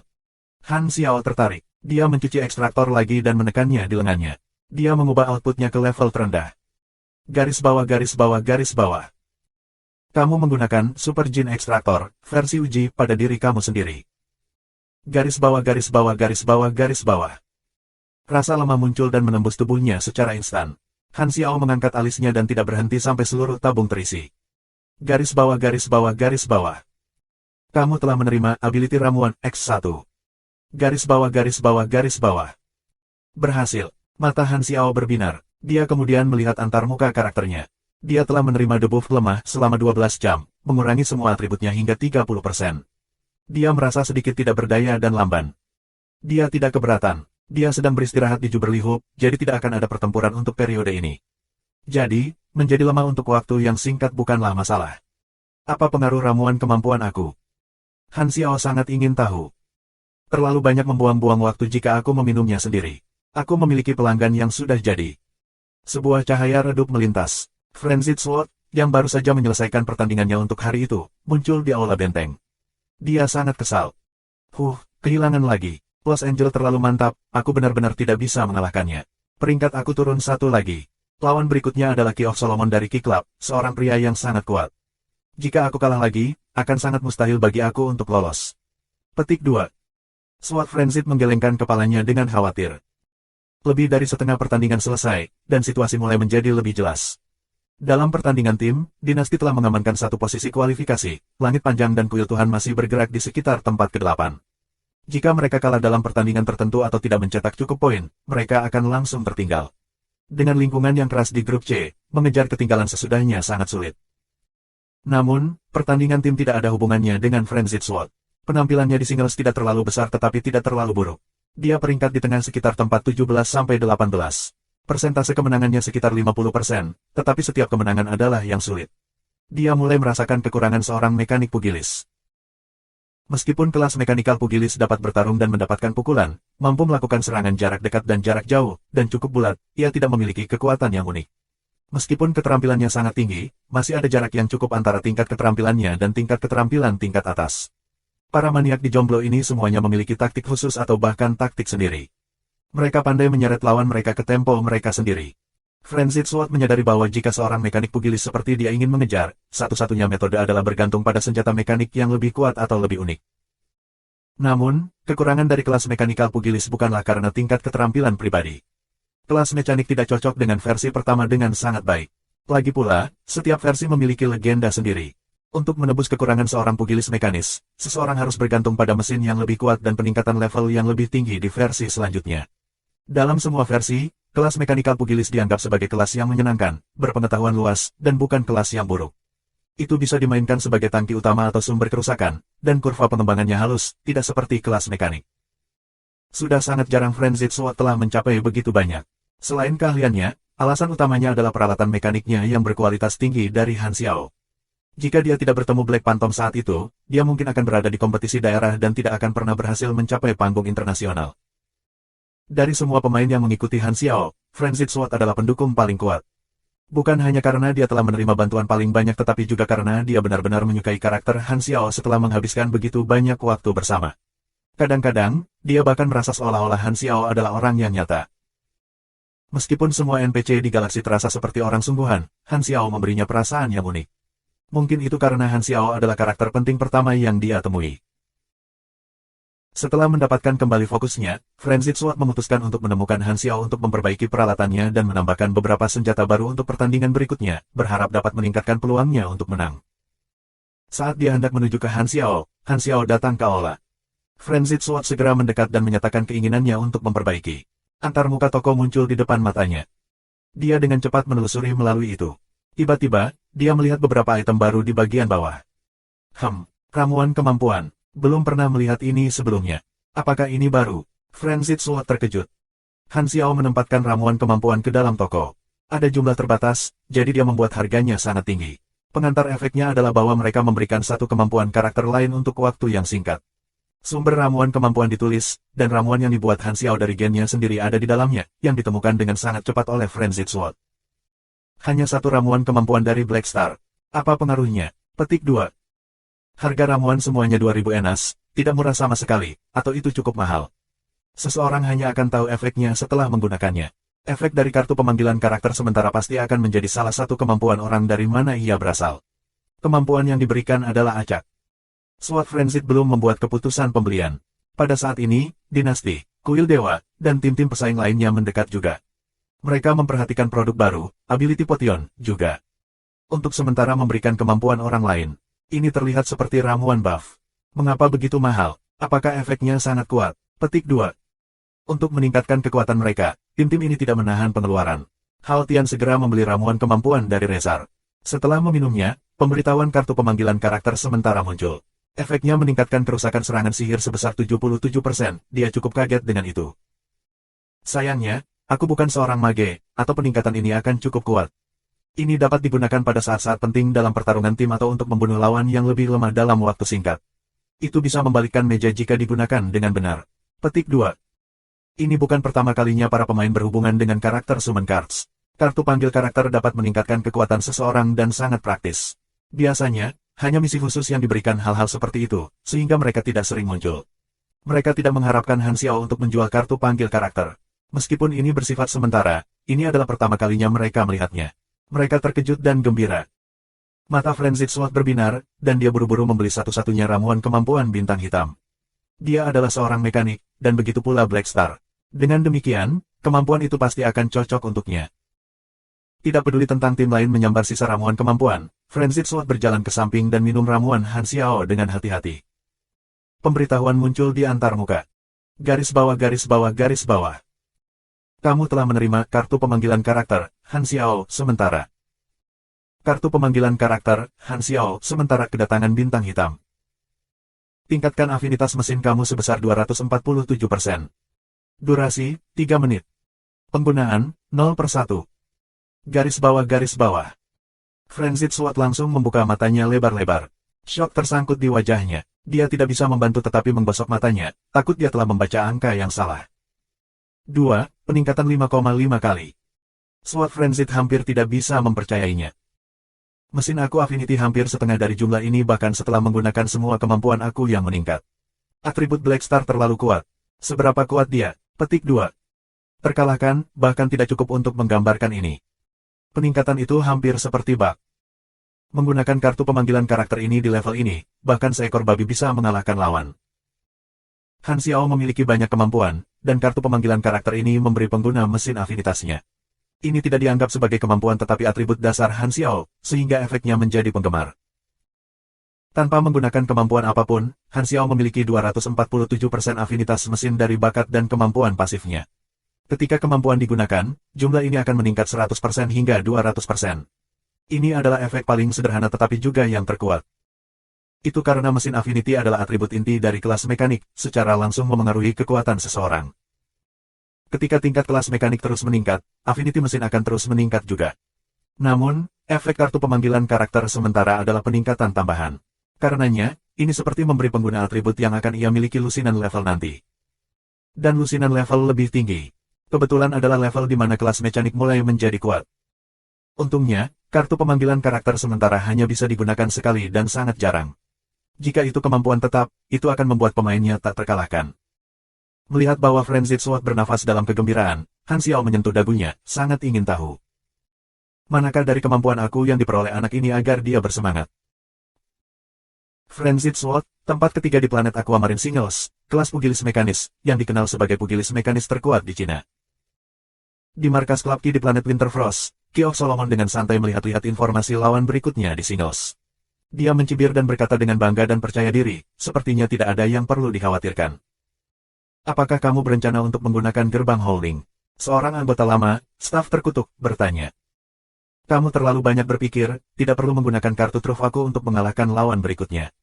Aku bertaruh bahwa orang-orang seperti Los Angel, Golden Campakne dari Rose Knight, dan Scarlet Marshall dari Devil pasti memiliki kartu truf di lengan baju mereka. Meskipun aku berada di peringkat ketujuh sekarang, aku pasti dapat mencapai puncak jika aku menggunakan kartu truf aku. Namun, kualifikasi saja sudah cukup untuk saat ini, yang terbaik adalah meninggalkan kartu truf untuk digunakan di final. Petik 2. Key of Solomon sangat percaya diri dengan kartu asnya. Holding Gate adalah item mantra khusus yang dia dapatkan dari misi tersembunyi yang sangat sulit. Meskipun dia tidak tahu apa kartu truf yang lain, dia yakin bahwa dia hampir tak terkalahkan di tingkat ini dalam 1 lawan 1. Bahkan jika dia tidak menggunakan kartu trufnya, keterampilannya termasuk yang tertinggi. Mampu mencapai tempat ketujuh sudah membuktikan itu. Setelah memenangkan ini, peringkatku akan naik ke tempat lain. Lawan dalam beberapa pertandingan terakhir semuanya cukup sulit untuk dihadapi. Aku bisa dengan sengaja kehilangan korek api ini untuk menyembunyikan kekuatanku yang sebenarnya. Dengan cara ini, peringkat aku akan turun ke sekitar tempat ke-15, hanya cukup untuk memenuhi syarat. Dan itu sudah cukup. Petik 2. Berdasarkan asumsi bahwa ia akan memenangkan pertandingan berikutnya, Key of Solomon mulai merencanakan untuk sisa pertandingan. Di matanya, pertandingan berikutnya adalah poin bebas sebelum menghadapi lawan yang kuat. Dia yakin akan kemenangannya dan bahkan tidak mempertimbangkan peluangnya untuk kalah. Frenzied Sword adalah salah satu dari sedikit pemain kelas mekanik di singles internasional dan satu-satunya kelas mekanik dari Cina. Dengan judul Pugilis Mekanis Terkuat di Cina, ia menerima banyak perhatian dari banyak penggemar dan pemirsa. Sejak awal kompetisi, kinerja Frenzied Sword bukanlah hal yang luar biasa, dan peringkatnya hanya rata-rata. Bahkan untuk pertandingan yang dia menangkan, pemirsa dapat melihat bahwa dia kesulitan menang. Peringkatnya tidak bisa naik, sepertinya dia telah mencapai batasnya. Di antara ketiga kontestan jomblo dari Tiongkok, Raja Laksamana memiliki peringkat yang sangat tinggi dan tidak perlu khawatir tentang kualifikasi. Snowflower berada di bawah, dan karena fakta bahwa lebih dari setengah pertandingan telah selesai, kecuali dia memenangkan setiap pertandingan mulai sekarang, tidak ada kesempatan baginya untuk lolos. Peringkat Frenzied Sword berfluktuasi di sekitar tempat ke-16, yang berarti bahwa ia memiliki peluang untuk menjadi kontestan kedua dari Tiongkok yang lolos. Dia memiliki harapan banyak penggemar di pundaknya. Sisa perjalanan Frenzied Sword dalam kompetisi agak ekstrim. Lawannya sangat kuat di 10 besar atau sangat lemah di bagian bawah. Para penggemar menganalisis sesuai dengan kinerja dan menyadari bahwa bahkan jika ia bisa mengalahkan semua pemain yang lebih lemah, ia masih perlu beberapa poin lagi untuk lolos. Dia harus mengalahkan setidaknya satu pemain kuat untuk lolos. Namun, Frenzied Sword memiliki tingkat kemenangan yang sangat rendah melawan pemain kuat saat ini. Situasinya tidak terlihat bagus. Dan lawan dari pertandingan ini berada di peringkat ke-7, Key of Solomon. Banyak penggemar diam-diam gelisah dan menyemangati dia. Ada juga orang-orang yang pahit dan mengeluh, mengatakan bahwa Frenzied Sword diberi gelar palsu sebagai pugilis mekanis terkuat di Cina dan mempermalukan dirinya sendiri di depan seluruh dunia. Seperti biasa, forum diisi dengan semua jenis komentar. Tidak peduli bagaimana mereka melihatnya, waktu tidak akan melambat sedikitpun. Hari pertandingan tiba seperti biasa. Sword Frenzied dan Key of Solomon memasuki tempat pertandingan. Gambar yang dilihat penonton termasuk kesehatan, stamina, status bar, dan semua atribut mereka. Situasi jelas ditata untuk para penonton untuk membuat menonton pertandingan lebih sederhana. Tempat itu adalah kota besar. Dinding tinggi, tebal terbuat dari beton dan baja mengelilingi kota. Keduanya mendarat di kedua sisi di samping tembok setinggi puluhan meter ini, setebal 4 hingga 5 meter. Mereka bisa melihat garis kecil satu sama lain dari jauh. Awan badai terbang di atas langit kota yang sunyi itu. Penonton menarik pandangan mata burung lebih tinggi dan menyadari bahwa di luar tembok, ada lukisan minyak besar beberapa kata. Black Phantom Sanctuary Tree. Haha, ini adalah tempat acak. Aku tahu tempat ini, bukankah sanctuary ini 3 dari planet kita? Petik 2. Para penggemar Tiongkok terkejut. Komentar dari kedua komentator muncul tepat waktu untuk memperkenalkan pertempuran. Dua kontestan dalam pertandingan ini adalah Key of Solomon dan Frenzied Sword. Demon Mage terhadap manusia mekanik pugilis. Peringkat kunci Solomon saat ini adalah tempat ke-7, dan Frenzied Sword berada di tempat ke-18.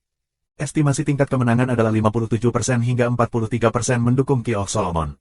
Dari penampilan mereka di pertandingan sebelumnya, Key of Solomon sedikit menguntungkan. Petik 2. Seperti yang mungkin telah kamu sadari, tempat tersebut adalah Black Phantom Sanctuary Tree planet Aquamarine. Para kontestan Cina berasal dari planet Aquamarine, jadi Frenzied Sword harus memiliki keuntungan mengetahui medan dengan baik. Satu hal yang ingin aku sebutkan adalah bahwa Black Phantom adalah Black Star, NPC pertama yang memimpin kontestan Tiongkok ke ruang angkasa. Karena para pemain Cina mengikuti Black Star, aku harus mengatakan itu cukup ditakdirkan. Petik 2. Mereka sudah mulai bergerak. Oke, mari kita menantikan pertempuran yang menarik. Petik 2. Segera setelah pertempuran dimulai, Frenzied Sword menghindari pertempuran langsung.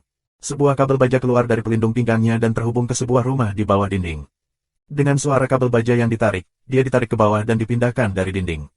Dia mengeluarkan meriam mesin kaliber tinggi dan menembak. Serangkaian peluru oranye terbang menuju Key of Solomon. Bersenandung. Key of Solomon memegang tongkat tulang dan mengaktifkan rune siaga. Sebuah bola ajaib biru dan hijau yang mengelilinginya dan melindunginya, peluru menciptakan percikan bunga api di perisai. Penonton dapat melihat bahwa bila status Key of Solomon memiliki bila daya tahan perisai, yang menurun perlahan. Pada saat ini, Frenzied Sword sudah menghilang di antara rumah-rumah. Peluru ditembakkan kepadanya dari waktu ke waktu, granat kecil juga, meniupkan awan hitam dan asap tebal di dinding. Key of Solomon menyipitkan mata dan berkata, karena ia terbiasa dengan medan, ia berencana untuk memberikan kerusakan pada aku melalui serangan jarak jauh. Petik 2. Ketika dia berbicara, melompat turun dari dinding juga. Dia mengeluarkan beberapa gulungan sihir dan merobeknya. Berbagai warna cahaya ajaib kemudian muncul. Banyak penggemar muncul langsung dibilas statusnya. Pelacakan, siluman, kesalahan arah, bayangan iblis jubah, kematian palsu. Sial, itu sangat mahal. Gulungan ajaib sangat mahal. Petik 2. Penonton Tiongkok merasa gugup untuk Frenzied Sword. Meskipun mereka tidak banyak berhubungan dengan sihir, mereka telah belajar tentang banyak efek sihir melalui forum. Lokasi musuh tiba-tiba menghilang dari radar armor Frenzied Sword. Dia mengerutkan kening dan berpikir, siluman ajaib, kemampuan merepotkan. Aku tidak beruntung dalam hal pendeteksian, jadi aku tidak bisa dengan mudah menerbangnya. Saat dia berpikir, dia mengubah metode pendeteksian radar menjadi mendeteksi pergerakan udara untuk memindahkan lokasi lawan. Jangkauan deteksi lebih kecil dari sebelumnya. Keduanya bergerak diam-diam dan saling melacak, baik menyerang maupun menerima serangan. Mereka terutama menguji satu sama lain, dan segera setelah mereka melihat kelemahan atau kesalahan lawan, mereka akan segera meluncurkan serangan yang menggelegar pada lawan. Para penonton tidak bisa mengalihkan pandangan mereka dari pertandingan, dan ketegangan bertambah ketika jarak antara mereka menjadi lebih pendek. Mereka berdua membuat gerakan mikro satu sama lain. Hu. Suara napas bergema di helm baja. SWAT Frenzied bersembunyi di balik sebuah rumah dan melihat layar taktik. Jejak pergerakan udara muncul dalam visinya, menunjukkan garis biru seperti ular. Akhir garis adalah posisi lawan. SWAT Frenzied bagus dalam pertempuran jarak dekat, tapi dia memutuskan untuk menjauhkan diri. Ini karena informasi tentang Key of Solomon menunjukkan bahwa dia tidak seperti kertas seperti penyihir lainnya. Banyak pugilis jarak dekat telah kehilangan secara tragis karena mereka terlalu dekat. Rencana Frenzied Sword adalah untuk menemukan kesempatan untuk mendaratkan serangan siluman diikuti oleh combo, mengendalikan lawan dan memaksimalkan output kerusakan. Meskipun dia memiliki kartu truf yang tak terkalahkan, dia tidak akan menggunakannya dengan mudah. Jika dia bisa menang sendiri, kartu pemanggilan karakter dapat diselamatkan untuk digunakan saat berikutnya dia menghadapi lawan yang kuat. Ada batas waktu untuk perisai sihirnya, dan itu harganya mana. Aku punya cukup banyak amunisi yang tersisa, jadi aku harus bisa menghabiskan sekitar 28% mana dan 15% kesehatannya. Saat dia berpikir, dia menembaki lokasi musuh, mengenai perisai ajaib. Namun, pada saat ini, penggemar baru muncul di bilas statusnya, ditandai. Membalikkan dendam Mark, SWAT Frenzied tahu bahwa ini buruk. Kemampuan ini sangat langka, dan itu adalah pertama kalinya lawan menggunakannya. Tidak ada informasi tentang itu di data yang telah dia terima. Efeknya sangat sederhana, menemukan dan melacak penyerang jika pengguna diserang dalam durasi tertentu. Mantra ini digunakan untuk menghadapi serangan siluman. Saat berikutnya, api cepat mendekat. Ledakan. Bola Frostfire meledak melalui rumah yang Frenzied Sword sembunyikan di belakang, mengubah lingkungan menjadi lautan api biru. Key of Solomon perlahan berjalan dari jauh, wajahnya tanpa ekspresi. Dia adalah Demon Mage yang terlatih dalam es dan api. Dia menggabungkan keduanya dan membentuk gaya Frostfire. Fungsi menggabungkan mantra mirip dengan fungsi penemuan cetak biru dari kelas mekanik. Perbedaannya adalah bahwa peluangnya untuk berhasil cukup tinggi, tetapi pada saat yang sama, biaya pengalamannya juga jauh lebih tinggi. Metode penggabungan adalah menyatukan dua atau lebih mantra dan membentuk efek baru. Ini juga membutuhkan biaya bahan tertentu untuk melakukannya. Mantra bola Frostfire, misalnya, membutuhkan mantra Frost dan Huge Verbal, serta bahan Fire Trapping Ice Crystal. Mantra yang digunakan untuk kombinasi akan dilupakan. Ada dua cara mempelajari kembali mantra yang terlupakan ini, satu untuk memisahkan mantra baru yang dibentuk dengan menggabungkan mantra-mantra ini, dan yang lainnya adalah mempelajarinya lagi dengan menghabiskan pengalaman. Harganya banyak pengalaman juga. Keistimewaan Frostfire adalah kemampuan untuk dengan cepat mengurangi daya tahan logam, itu adalah cara yang sangat efektif untuk berurusan dengan kelas mekanik. Pada saat ini, lapisan cahaya ajaib muncul di permukaan armor kelas NCO Frenzied Sword. Frostfire dipukul mundur, dan kecepatan daya tahan armor berkurang melambat. Pesona dari Volga bersaudara memberi armornya level tertentu dari resistensi sihir. Kaki lapis baja Frenzied Sword menginjak berat di tanah, dan api biru melesat keluar dari perangkat pendorong di punggungnya.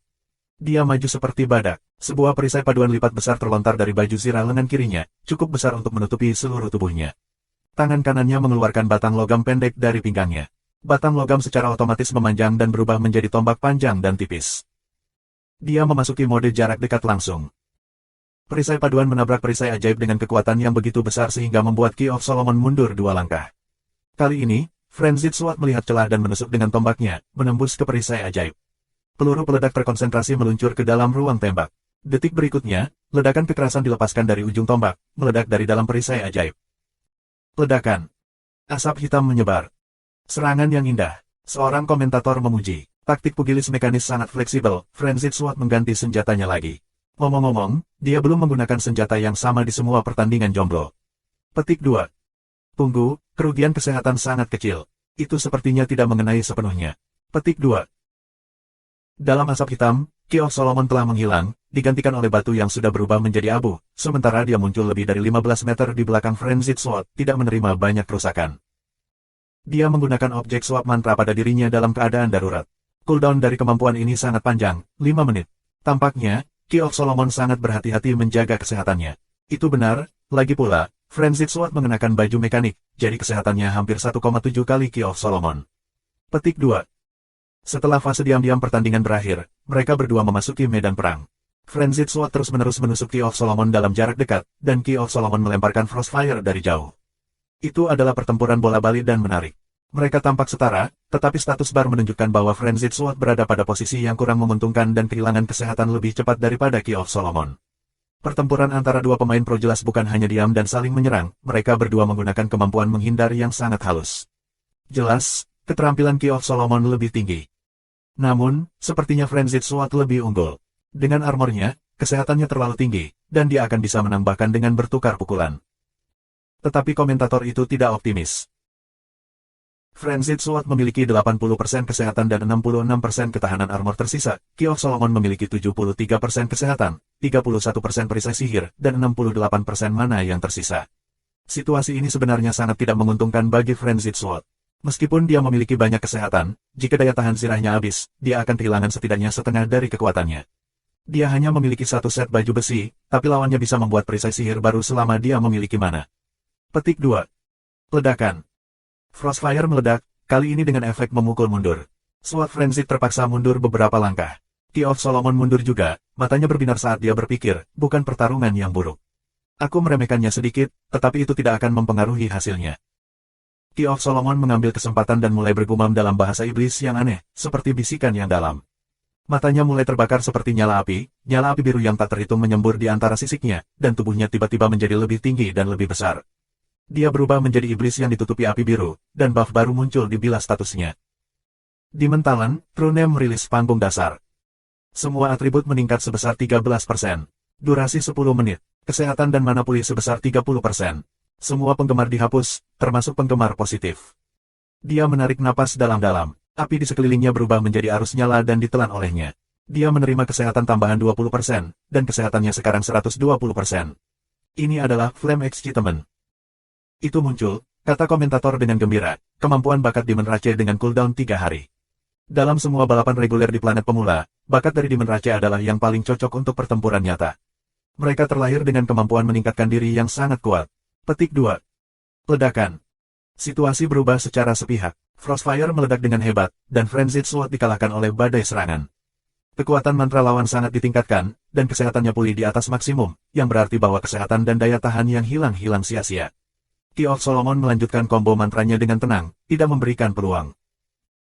Seperti yang dia prediksi sebelum pertandingan, ini adalah pertandingan yang tidak memiliki ancaman, sama sekali tidak perlu menggunakan kartu asnya. Penonton Tiongkok kaget. Mereka menjadi marah ketika mereka melihat bagaimana dipukulinya Frenzied Sword di pakan langsung. Bagaimana ini bisa dimenangkan? Itu akhirnya. Orang Amerika benar-benar beruntung. Mereka memilih planet Winterfrost sebagai pangkalan mereka. Semua ras iblis memiliki kemampuan terkalahkan ini. Mereka seperti bos. Petik 2. Panas menembus baju besi. Di dalam helm, ekspresi pahit muncul di wajah Frenzied Sword. Sialan, aku benar-benar tidak bisa mengalahkannya. Tidak heran dia kapten klub sebesar itu. Dengan keterampilan dan kekuatan tempurnya sendiri, peluang dia untuk mengalahkan Key of Solomon hampir nol. Namun, dia tidak sendirian. Aku tidak bisa mengalahkanmu, tetapi jika kita membandingkan yang lebih kuat, siapa kamu? Frenzied Sword mengepalkan giginya dan menggunakan kartu asnya. Karakter Summon Card, kedatangan bintang hitam. Bersenandung. Hologram transparan setinggi 4 meter muncul di belakang Frenzied Sword mengenakan pakaian hitam. Penampilannya sangat akrab bagi para penonton, itu tidak lain adalah Han Xiao. Bukankah itu Black Phantom? Para penonton terkejut. Hologram tinggi perlahan-lahan menekan tangannya ke kepala Frenzied Sword dengan wajah tanpa ekspresi. Berdengung. Sebuah lampu listrik yang menyilaukan tiba-tiba muncul, dan kekuatan mekanik yang mengamuk mengalir ke tubuh Frenzied Sword melalui tangan hologram. Saat berikutnya, Frenzied Sword benar-benar dikelilingi oleh sambaran petir yang keras. Apa kemampuannya? Apa, sebelum komentator bisa bereaksi, adegan berikutnya membuat rahangnya jatuh. Frenzied Sword menerjang maju, dan perisai sihir Key of Solomon yang baru rusak hanya dalam satu serangan. Itu lemah seperti gelembung. Kemudian, Frenzied Sword menutup jarak dan menghancurkan perisainya pada wajah Key of Solomon yang masih bingung. Bang! Iblis itu terbang berputar seperti meriam, menghancurkan rumah. Kunci kesehatan Salomo menurun 21% secara instan. Hanya tamparan perisai yang mengambil lebih dari 1/6 kesehatannya. Peningkatan luar biasa memberikan kerusakan luar biasa. Tabel berubah dalam sekejap. Gambar itu tenang, dan hanya suara api dan arus listrik yang bisa terdengar. Para penonton dengan tergesa-gesa melihat bilas status dan tercengang. Garis bawah garis bawah garis bawah. Kedatangan Black Star plus 247% mesin Affinity. Durasi, 3 menit. Sumber, kartu panggil karakter, Han Xiao. Garis bawah garis bawah garis bawah. Ini. Komentator membuka mulutnya tetapi tidak bisa memberikan deskripsi yang tepat tentang apa yang baru saja terjadi. Pada akhirnya, dia hanya bisa mengatakan satu kata. Terkalahkan. Apa yang telah dia lupakan adalah bahwa pujian, dikuasai, milik Key of Solomon belum lama ini. Pedang Frenzied ditutupi oleh ular petir, dan efek pencahayaannya sangat indah. Jadi, dia mendapatkan mesin Affinity-ku. Han Xiao sedang menonton pertandingan Frenzied Sword. Dia tersenyum dan berkata, bocah ini benar-benar beruntung. Melalui status bar, penonton terkejut melihat bahwa buff memiliki nama Han Xiao di atasnya. Untuk muncul di liga sedemikian rupa, Han Xiao merasa cukup menarik. Dia hanya memiliki sedikit inspirasi ketika membuat ramuan kemampuan, dan sekarang tampaknya tidak hanya memberinya keuntungan tetapi juga ketenaran. Para pemain sangat akrab dengan nama Black Star, tetapi mereka tidak berharap untuk melihat kartu panggil karakter Han Xiao dalam sebuah kompetisi. Ketika mereka memikirkannya, Frenzied Sword. Tidak, semua pemain China mengikuti Han Xiao melalui ruang angkasa, jadi itu sangat normal baginya untuk memiliki kartu pemanggilan karakter Han Xiao. Masalahnya adalah, efek kartu pemanggilan karakter ini terlalu kuat. Siapa yang bisa menghadapi peningkatan afinitas mesin mendekati 250% pada tahap ini? Atribut pribadi Han Xiao ditampilkan sebagai semua tanda tanya ketika terdeteksi oleh para pemain, sehingga mereka tidak pernah tahu level aslinya. Sekarang akhirnya ada petunjuk. Dengan afinitas mendekati 2,5 kali, tidak heran dia begitu kuat. Dia mungkin di atas level 100. Han Xiao selalu menjadi berkat di mata para pemain kelas mekanik. Sekarang, dia telah memamerkan puncak gunung es tentang seberapa kuat dia, membuat para pemain mekanik yang menonton sangat bersemangat. Mereka merasa seperti melihat masa depan kelas mereka yang cerah. Bum bum bum. Frenzied Sword tidak berani membuang waktu. Dia maju dengan langkah besar, menusukkan tombaknya berulang-ulang, menyebabkan ledakan berantai. Meskipun Key of Solomon mencoba yang terbaik untuk menghindari serangan, dampak dari serangan ini masih menyebabkan kesehatannya turun menjadi sekitar 40% dengan sangat cepat. Perisai ajaib yang dia panggil bahkan tidak bisa memblokir bahkan satu serangan. Hanya lebih dari 10 detik yang lalu, Frenzied Sword adalah orang yang kewalahan. Sekarang, situasinya telah sepenuhnya terbalik, dan Key of Solomon telah menjadi orang yang tidak bisa melawan sama sekali. Dia tidak berani mengalihkan perhatiannya untuk melawan, dia akan mati jika dia gagal mengelak hanya dengan satu serangan. Penggemar ini memiliki peningkatan yang sangat kuat ke kelas mekanik. Jika ini terus berlanjut, aku tidak akan memiliki kesempatan untuk menang sama sekali. Setelah menenangkan diri dari keterkejutan, Key of Solomon dengan cepat menyesuaikan pola pikirnya. Dia berpikir bahwa ini adalah kemenangan yang pasti, tetapi dia tidak pernah berharap lawannya menyembunyikan kartu truf yang kuat. Kunci Salomo memiliki kartu asnya juga. Dia awalnya berencana untuk memenangkan pertandingan ini, dengan sengaja kehilangan pertandingan sesudahnya, dan nyaris tidak memenuhi syarat, menyimpan kartu trufnya untuk final. Namun, dia dipaksa oleh Frenzied Sword untuk mengubah rencananya. Jika dia masih tidak menggunakan kartu trufnya, dia pasti akan kalah. Jika dia kalah dalam pertandingan ini, dia tidak akan bisa menahan diri di pertandingan berikutnya, dan lawan-lawan itu semuanya sangat kuat. Dia pasti akan menggunakan kartu asnya untuk mengamankan kemenangan. Karena itu masalahnya, dia mungkin juga menggunakannya sekarang. Selama dia bisa memenangkan yang ini, dia tidak perlu khawatir tentang pertandingan sesudahnya. Ledakan tiba-tiba Frenzied Sword memang mengejutkannya, tetapi dia menemukan cara untuk menghadapinya dengan sangat cepat. Dia mengakui bahwa Frenzied Sword hampir tak terkalahkan dalam durasi Black Stars Advent, tetapi buff hanya akan bertahan selama 3 menit. Selama dia selamat melewati itu, dia masih akan memiliki kesempatan. Kebetulan kartu trufnya gerbang Howling mampu melakukan itu. Suara mendesing. Key of Solomon menggunakan kemampuan mobilitas terakhirnya, Flame Jump, dan menghilang, lalu muncul kembali di lautan api lebih dari 20 meter jauhnya. Dia dengan cepat menarik kalungnya dan menekannya ke lantai. Mananya menurun 40% secara instan, dan sihir biru mengalir ke kalung itu, melepaskan cahaya yang menyilaukan. Pada saat yang sama, Key of Solomon mulai melantunkan mantra. Frost yang menyebarkan kematian, api yang memadamkan kehidupan. Dengan darah dari Demon Rache, aku membangun jembatan. Harap jawab telepon aku, penjajah paling elit. Biarkan musuh kita menyaksikan musim dingin yang membekukan dunia. Petik 2. Bersenandung. Suara ilahi muncul seperti itu berasal dari kekosongan. Gerbang cahaya biru es naik dari tanah di depan Key of Solomon, ditutupi oleh api biru menari. Tingginya 4 meter, dan di dalamnya ada pusaran sihir. Prajurit iblis yang tingginya 3 meter berjalan keluar dari gerbang cahaya satu demi satu. Mereka mengenakan baju besi logam hitam yang ditutupi paku. Dua dari mereka memegang kapak dua tangan, dua lainnya memiliki panah ajaib yang berkelap-kelip dengan cahaya biru, dan di bagian depan adalah seorang ranger yang memiliki palu rantai dan mengendarai serigala iblis. Ada total 5 iblis. Ini adalah hantu dari tim pemanduan Angkatan Darat Pemadam. Dia, seorang summoner, teriak komentator dengan keras sehingga dia hampir mematahkan suaranya. Ekspresi para penonton bergeser. Satu kata bisa menyimpulkan citra summoner di hati para pemain, B****. Dalam kehidupan Han Xiao sebelumnya, gaya pemanggilan mage dan gaya tentara mekanik dikenal sebagai dua gaya yang paling menjijikan. Keseimbangan, teknis, maaf, belum pernah mendengarnya. Aku hanya kuat. Human Wave taktik dapat menenggelamkan musuh. Jika ada cukup banyak makhluk yang dipanggil, bahkan seorang pemain bisa melawan banyak makhluk lainnya sekaligus. Pada tahap saat ini, gaya tentara belum muncul, tetapi gaya pemanggilan sudah dimulai. Tentu saja, gaya yang kuat memiliki keterbatasan. Ada kesempatan untuk gagal memanggil mantra, dan media mantra diperlukan, beberapa di antaranya adalah item pemanggilan khusus. Beberapa mengharuskan pengguna untuk memiliki kemampuan tertentu, dan beberapa mengharuskan pengguna untuk membuat kontrak dengan makhluk yang dipanggil. Ada banyak cara makhluk yang dipanggil bisa ada, seperti dalam bentuk nyata dan fisiknya, yang akan hilang begitu mati. Key of Solomon, bagaimanapun, memanggil hantu, mirip dengan monster duplikat di ruang bawah tanah, yang berarti bahwa dia bisa memanggil mereka lagi setelah mereka mati sebanyak yang dia inginkan. Howling Gate miliknya adalah item pemanggilan tingkat langka berwarna merah muda dengan kualitas 60 yang bisa memanggil hantu tim pengintai iblis.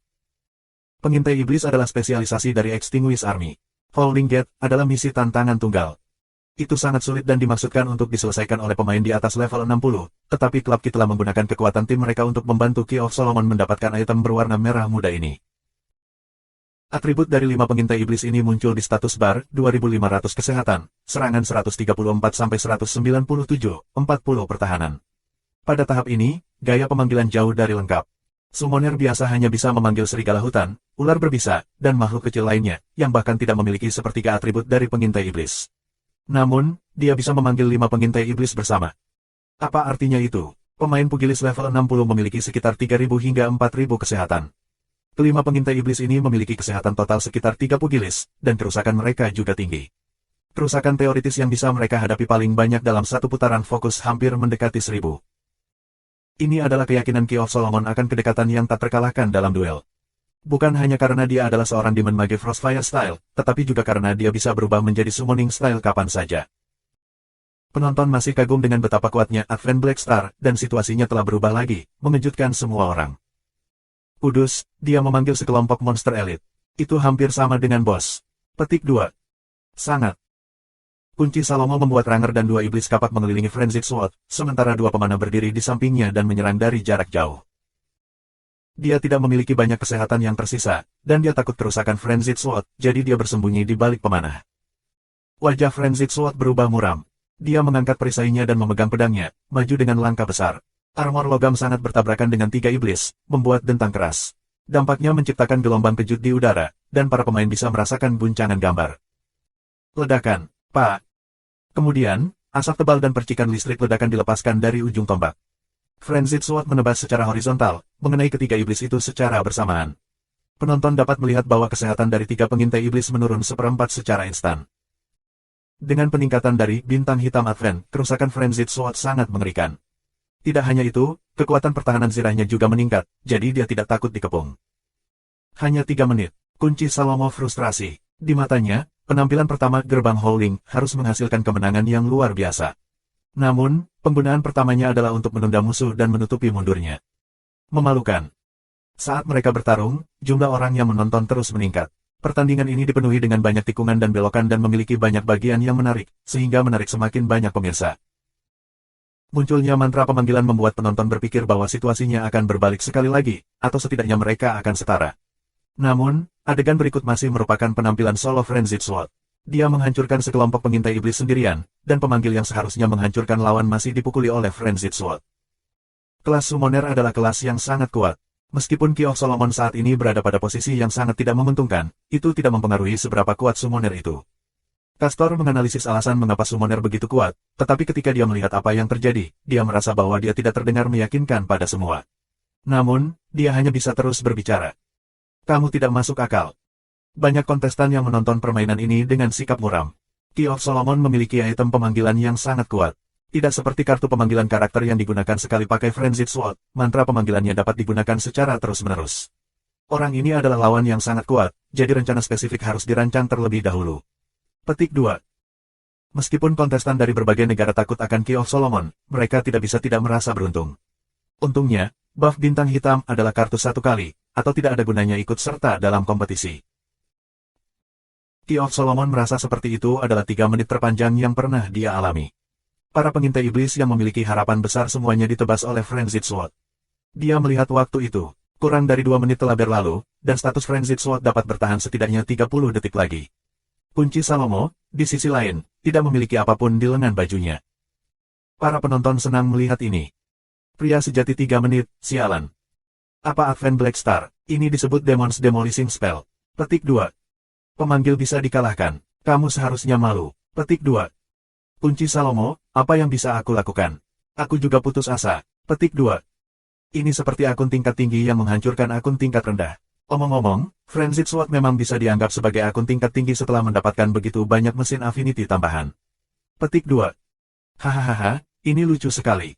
Pemanggil ini terlihat seperti dia tim yang terhapus saat melawan bos penjara bawah tanah. Lihat saja matanya yang bingung. Petik 2. Celepuk. Gunlens menusuk ke dada Key of Solomon tanpa halangan. Kunci Salomo memegang tombak dengan amarah dan penyesalan di wajahnya. Dia masih kehilangan bahkan setelah dia menggunakan kartu trufnya. Sekarang, orang lain akan berhati-hati dengan kartu trufnya, tetapi dia tidak mendapatkan apa-apa darinya. Pertarungan ini sama sekali tidak sia-sia. Ledakan. Sebuah ledakan terjadi di dalam tubuhnya dan mengambil sedikit terakhir kesehatannya. Kunci Salomo berubah menjadi cahaya putih dan mati. Komentator melambaikan tinjunya dengan gembira. Pertarungan yang luar biasa dan mengasyikkan.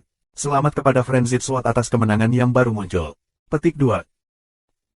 Pertandingan ini mendapat peringkat dan popularitas siaran yang sangat tinggi. Pemain dari seluruh dunia mendiskusikan pertandingan dengan penuh semangat. Mereka sangat senang melihat gaya pemanggilan menjadi kewalahan. Ketika Frenzied Sword menggunakan buff Black Stars Advent untuk menghancurkan lawan, ketenaran Han Xiao meningkat secara tidak langsung. NPC misterius yang telah aktif sejak awal peluncuran server akhirnya mengungkapkan sedikit kekuatannya. Han mekanik hebat selalu menjadi topik hangat, dan tindakan masa lalunya dibuat menjadi meme oleh para pemain. Selama ada posting terkait, sangat mudah baginya untuk menarik banyak orang di forum untuk meme itu. Acara ini memicu para pemain untuk menebak kemampuannya dan gaya kelas mekanik apa yang dia gunakan. Frenzied Sword mengalahkan lawan yang kuat, sehingga peluangnya untuk lolos meningkat. Kunci kartu truf terakhir Salomo dipaksa keluar, tetapi ia masih kalah pada akhirnya. Summoner yang seharusnya seperti bos menjadi party yang bertarung melawan bos. Setelah pertandingan, banyak wartawan sengaja bertanya bagaimana rasanya dihancurkan sebagai pemanggil. Pertanyaan-pertanyaan ini seperti menggosok garam di luka Key of Solomon. Dia meninggalkan tempat itu dengan marah. Sebenarnya, Howling Gate-nya benar-benar kuat. Dalam pertandingan-pertandingan sesudahnya, ia tidak punya pilihan selain berusaha sekuat tenaga agar lolos. Dia menggunakan gerbang Howling dan mengalahkan lawan yang kuat satu demi satu, menunjukkan seberapa kuat seorang summoner. Namun, semakin baik kinerja, semakin didukung bagaimana Frenzied Sword dikalahkan, atau lebih tepatnya, seberapa dikuasai kartu pemanggilan karakter Han Xiao. Frenzied Sword menyingkirkan wawancara pasca pertandingan, buru-buru kembali ke markas besar Hope dan mencari Han Xiao. Dia merasakan manisnya ramuan kemampuan, itu bisa mengubah tabel sepenuhnya. Untuk hal-hal seperti ini, semakin meriah. Dia pergi ke kamar Han Xiao, dan dinasti, kuil dewa, dan orang-orang Long Sky telah mengelilingi Han Xiao sejak lama. Mereka semua menonton pertandingan dan tidak sabar untuk membeli ramuan kemampuan Black Star. Namun, tidak ada stok baru di panel toko. Mereka menatap Han Xiao. Adegan ini membuat Han Xiao merasa bahwa para pemain ini adalah babi yang menunggu untuk diberi makan, dan ia menjadi induk babi. Apa yang kamu lihat? Apakah kamu ingin ramuan kemampuan? Tidak ada lagi. Han Xiao mengusir mereka. Kamu orang-orang, ramuan itu berasal dari darah aku, mencobanya sekali sudah cukup. Aku harus menguras diriku sepenuhnya untuk memuaskan kalian. Pertandingan grup akan segera berakhir. Situasi menjadi lebih jelas. Long Sky berada di tempat ke-8, dan Temple of God berada di tempat ke-9, perbedaan poin mereka bukan yang kecil. Temple of God harus mendapatkan kemenangan besar untuk melampaui Long Sky, tetapi pertandingan berikutnya adalah di antara mereka berdua. Ini berarti bahwa tidak peduli siapa yang menang dan siapa yang kalah, pasti akan ada satu pihak yang lolos. Banyak penonton Tiongkok merasakan hati mereka terjepit. Mereka semua berharap ketiga tim China bisa masuk 8 besar, tetapi situasinya sangat sulit. Pertempuran internal ini diharapkan sejak pengelompokan diputuskan, tetapi ketika itu benar-benar terjadi, mereka masih gugup tentang hal itu. Grup C dipenuhi dengan tim-tim kuat, jadi sangat sulit untuk mendapatkan poin. Banyak tim yang memiliki kesempatan untuk lolos bahkan tidak masuk 10 besar, sehingga hasil Long Sky dan Temple of God sudah cukup baik. Beberapa pemain menghitung poin dan menghasilkan kesimpulan yang membuat orang merasa sangat rumit. Long Sky memiliki lebih banyak poin. Jika mereka dengan sengaja menahan diri dan kalah dalam pertandingan ini, memberikan poin yang cukup bagi Kuil Tuhan akan bisa melompat ke tempat ke-7 sementara Long Sky akan turun ke tempat ke-9. Dalam hal itu, perbedaan poin Long Sky dengan tim di posisi ke-8 akan sangat kecil. Pertandingan yang akan datang bagi mereka lebih mudah daripada pertandingan untuk tim yang berada di peringkat 8, jadi akan ada peluang yang sangat tinggi bagi Long Sky untuk kembali ke posisi ke-8. Dengan cara ini, ada peluang bagi kedua tim untuk lolos. Hasil terburuk dari pertarungan internal adalah Temple of God menang dengan sedikit keuntungan dan hanya mendapatkan beberapa poin sementara Long Sky kalah dan tidak mendapatkan poin. Ini berarti bahwa babak ini adalah pemborosan dan tidak menghasilkan banyak poin. Situasi Temple of God tidak hanya akan tetap tidak berubah, tetapi peringkat Long Sky juga akan menjadi tidak stabil. Bekerja bersama secara diam-diam adalah satu-satunya cara untuk mencapai hasil terbaik. Namun, ini hanya pikiran para penggemar. Hao Tian belum pernah seseorang yang akan melakukan hal seperti itu. Profesionalismenya membuatnya bertarung habis-habisan melawan lawan manapun, dan itu benar-benar mustahil baginya untuk memalsukan pertandingan. Kepribadiannya sangat sederhana dan langsung, jadi dia tidak mau repot tentang hal-hal ini. Long Sky tidak berencana untuk menahan sama sekali. Pertempuran internal ini tragis dan intens. Kedua belah pihak memiliki baju besi dan memiliki kekuatan yang serupa. Hasil dari pertempuran ini adalah Long Sky menang, mengalahkan Kuil Tuhan dan membuat peringkat mereka lebih stabil. Harapan Temple of God untuk berkualifikasi dihancurkan oleh Long Sky. Bagian dari penggemar Temple of God segera menjadi marah. Mereka memarahi dan menyalahkan Long Sky dan bahkan membuatnya menjadi masalah pengkhianatan. Namun, kebanyakan orang, termasuk sebagian penggemar Temple of God, tidak setuju dengan komentar tersebut. Mereka merasa bahwa Long Sky tidak melakukan kesalahan. Ini adalah kompetisi, dan kompetisi berarti berusaha habis-habisan. Bermain korek api adalah tindakan yang tidak etis, jadi tidak banyak yang bisa dibicarakan ketika mereka kalah setelah memberikan semuanya. Tentu saja, Temple of God berdiri di sisi dengan moral yang tinggi, memberitahu para penggemar untuk tidak menyalahkan Long Sky, mengatakan bahwa mereka adalah orang-orang yang tidak berkinerja baik. Tentu saja, tidak mungkin bagi mereka untuk tidak marah, perjalanan mereka di Liga Internasional telah berakhir, tetapi pesaing mereka melanjutkan perjalanan mereka dengan menginjak mayat mereka. Namun, Kuil Tuhan selalu sangat realistis. Situasi sudah ditentukan, jadi tidak perlu marah tentang hal itu. Masalah yang mereka pikirkan adalah mencegah lebih banyak kerugian, yang merupakan keahlian Lige. Dia mahir membangun citra yang baik dan memandu komentar. Di bawah kepemimpinan Lige, bukan saja mereka sengaja tidak bertarung dengan serius dalam beberapa pertandingan terakhir, tetapi mereka juga mengubah taktik mereka dan bertarung lebih keras dan agresif. Rasanya seperti mereka tahu bahwa mereka tidak memiliki kesempatan untuk lolos, jadi mereka berhenti bersikap sangat hati-hati dan memainkan permainan dengan cara mereka. Lebih penting lagi, tujuan mereka adalah untuk memberi kesan bahwa mereka ingin memastikan lawan tidak mendapatkan terlalu banyak poin dari mereka, yang berarti bahwa mereka secara tidak langsung membantu Long Sky menyeret musuh ke bawah, membangun citra tidak pernah menyerah dan memamerkan semangat kerja tim. Kemudian mereka menemukan seseorang untuk membuat pengurangan semacam ini di forum dan mengarahkan yang lain untuk setuju. Gambar Kuil Tuhan menjadi positif dan tanpa pamrih secara instan, mereka berada di puncak moral yang tinggi. Ketika orang berbicara tentang Kuil Tuhan, mereka semua memuji mereka. Dengan cara ini, mereka tidak hanya mendapatkan ketenaran dan nama yang lebih baik, mereka juga mengurangi dampak negatif dari tidak memenuhi syarat. Selain itu, mereka menggunakan metode ini untuk membuat kontras antara mereka dan Long Sky, yang mengalahkan rekan senegaranya, menekankan betapa berbudi luhur mereka. Atasan Kuil Tuhan agak puas dengan hasil ini. Dari 4 klub terbesar di Cina, Temple of God adalah klub paling komersial. Jika kalah dalam pertempuran akan memberi mereka lebih banyak manfaat, Han Xiao tidak ragu bahwa mereka akan melakukannya. Saat pertandingan terakhir berakhir, tim-tim yang berkualifikasi diputuskan. Garis bawah. 1. Iblis. 2. Dinasti.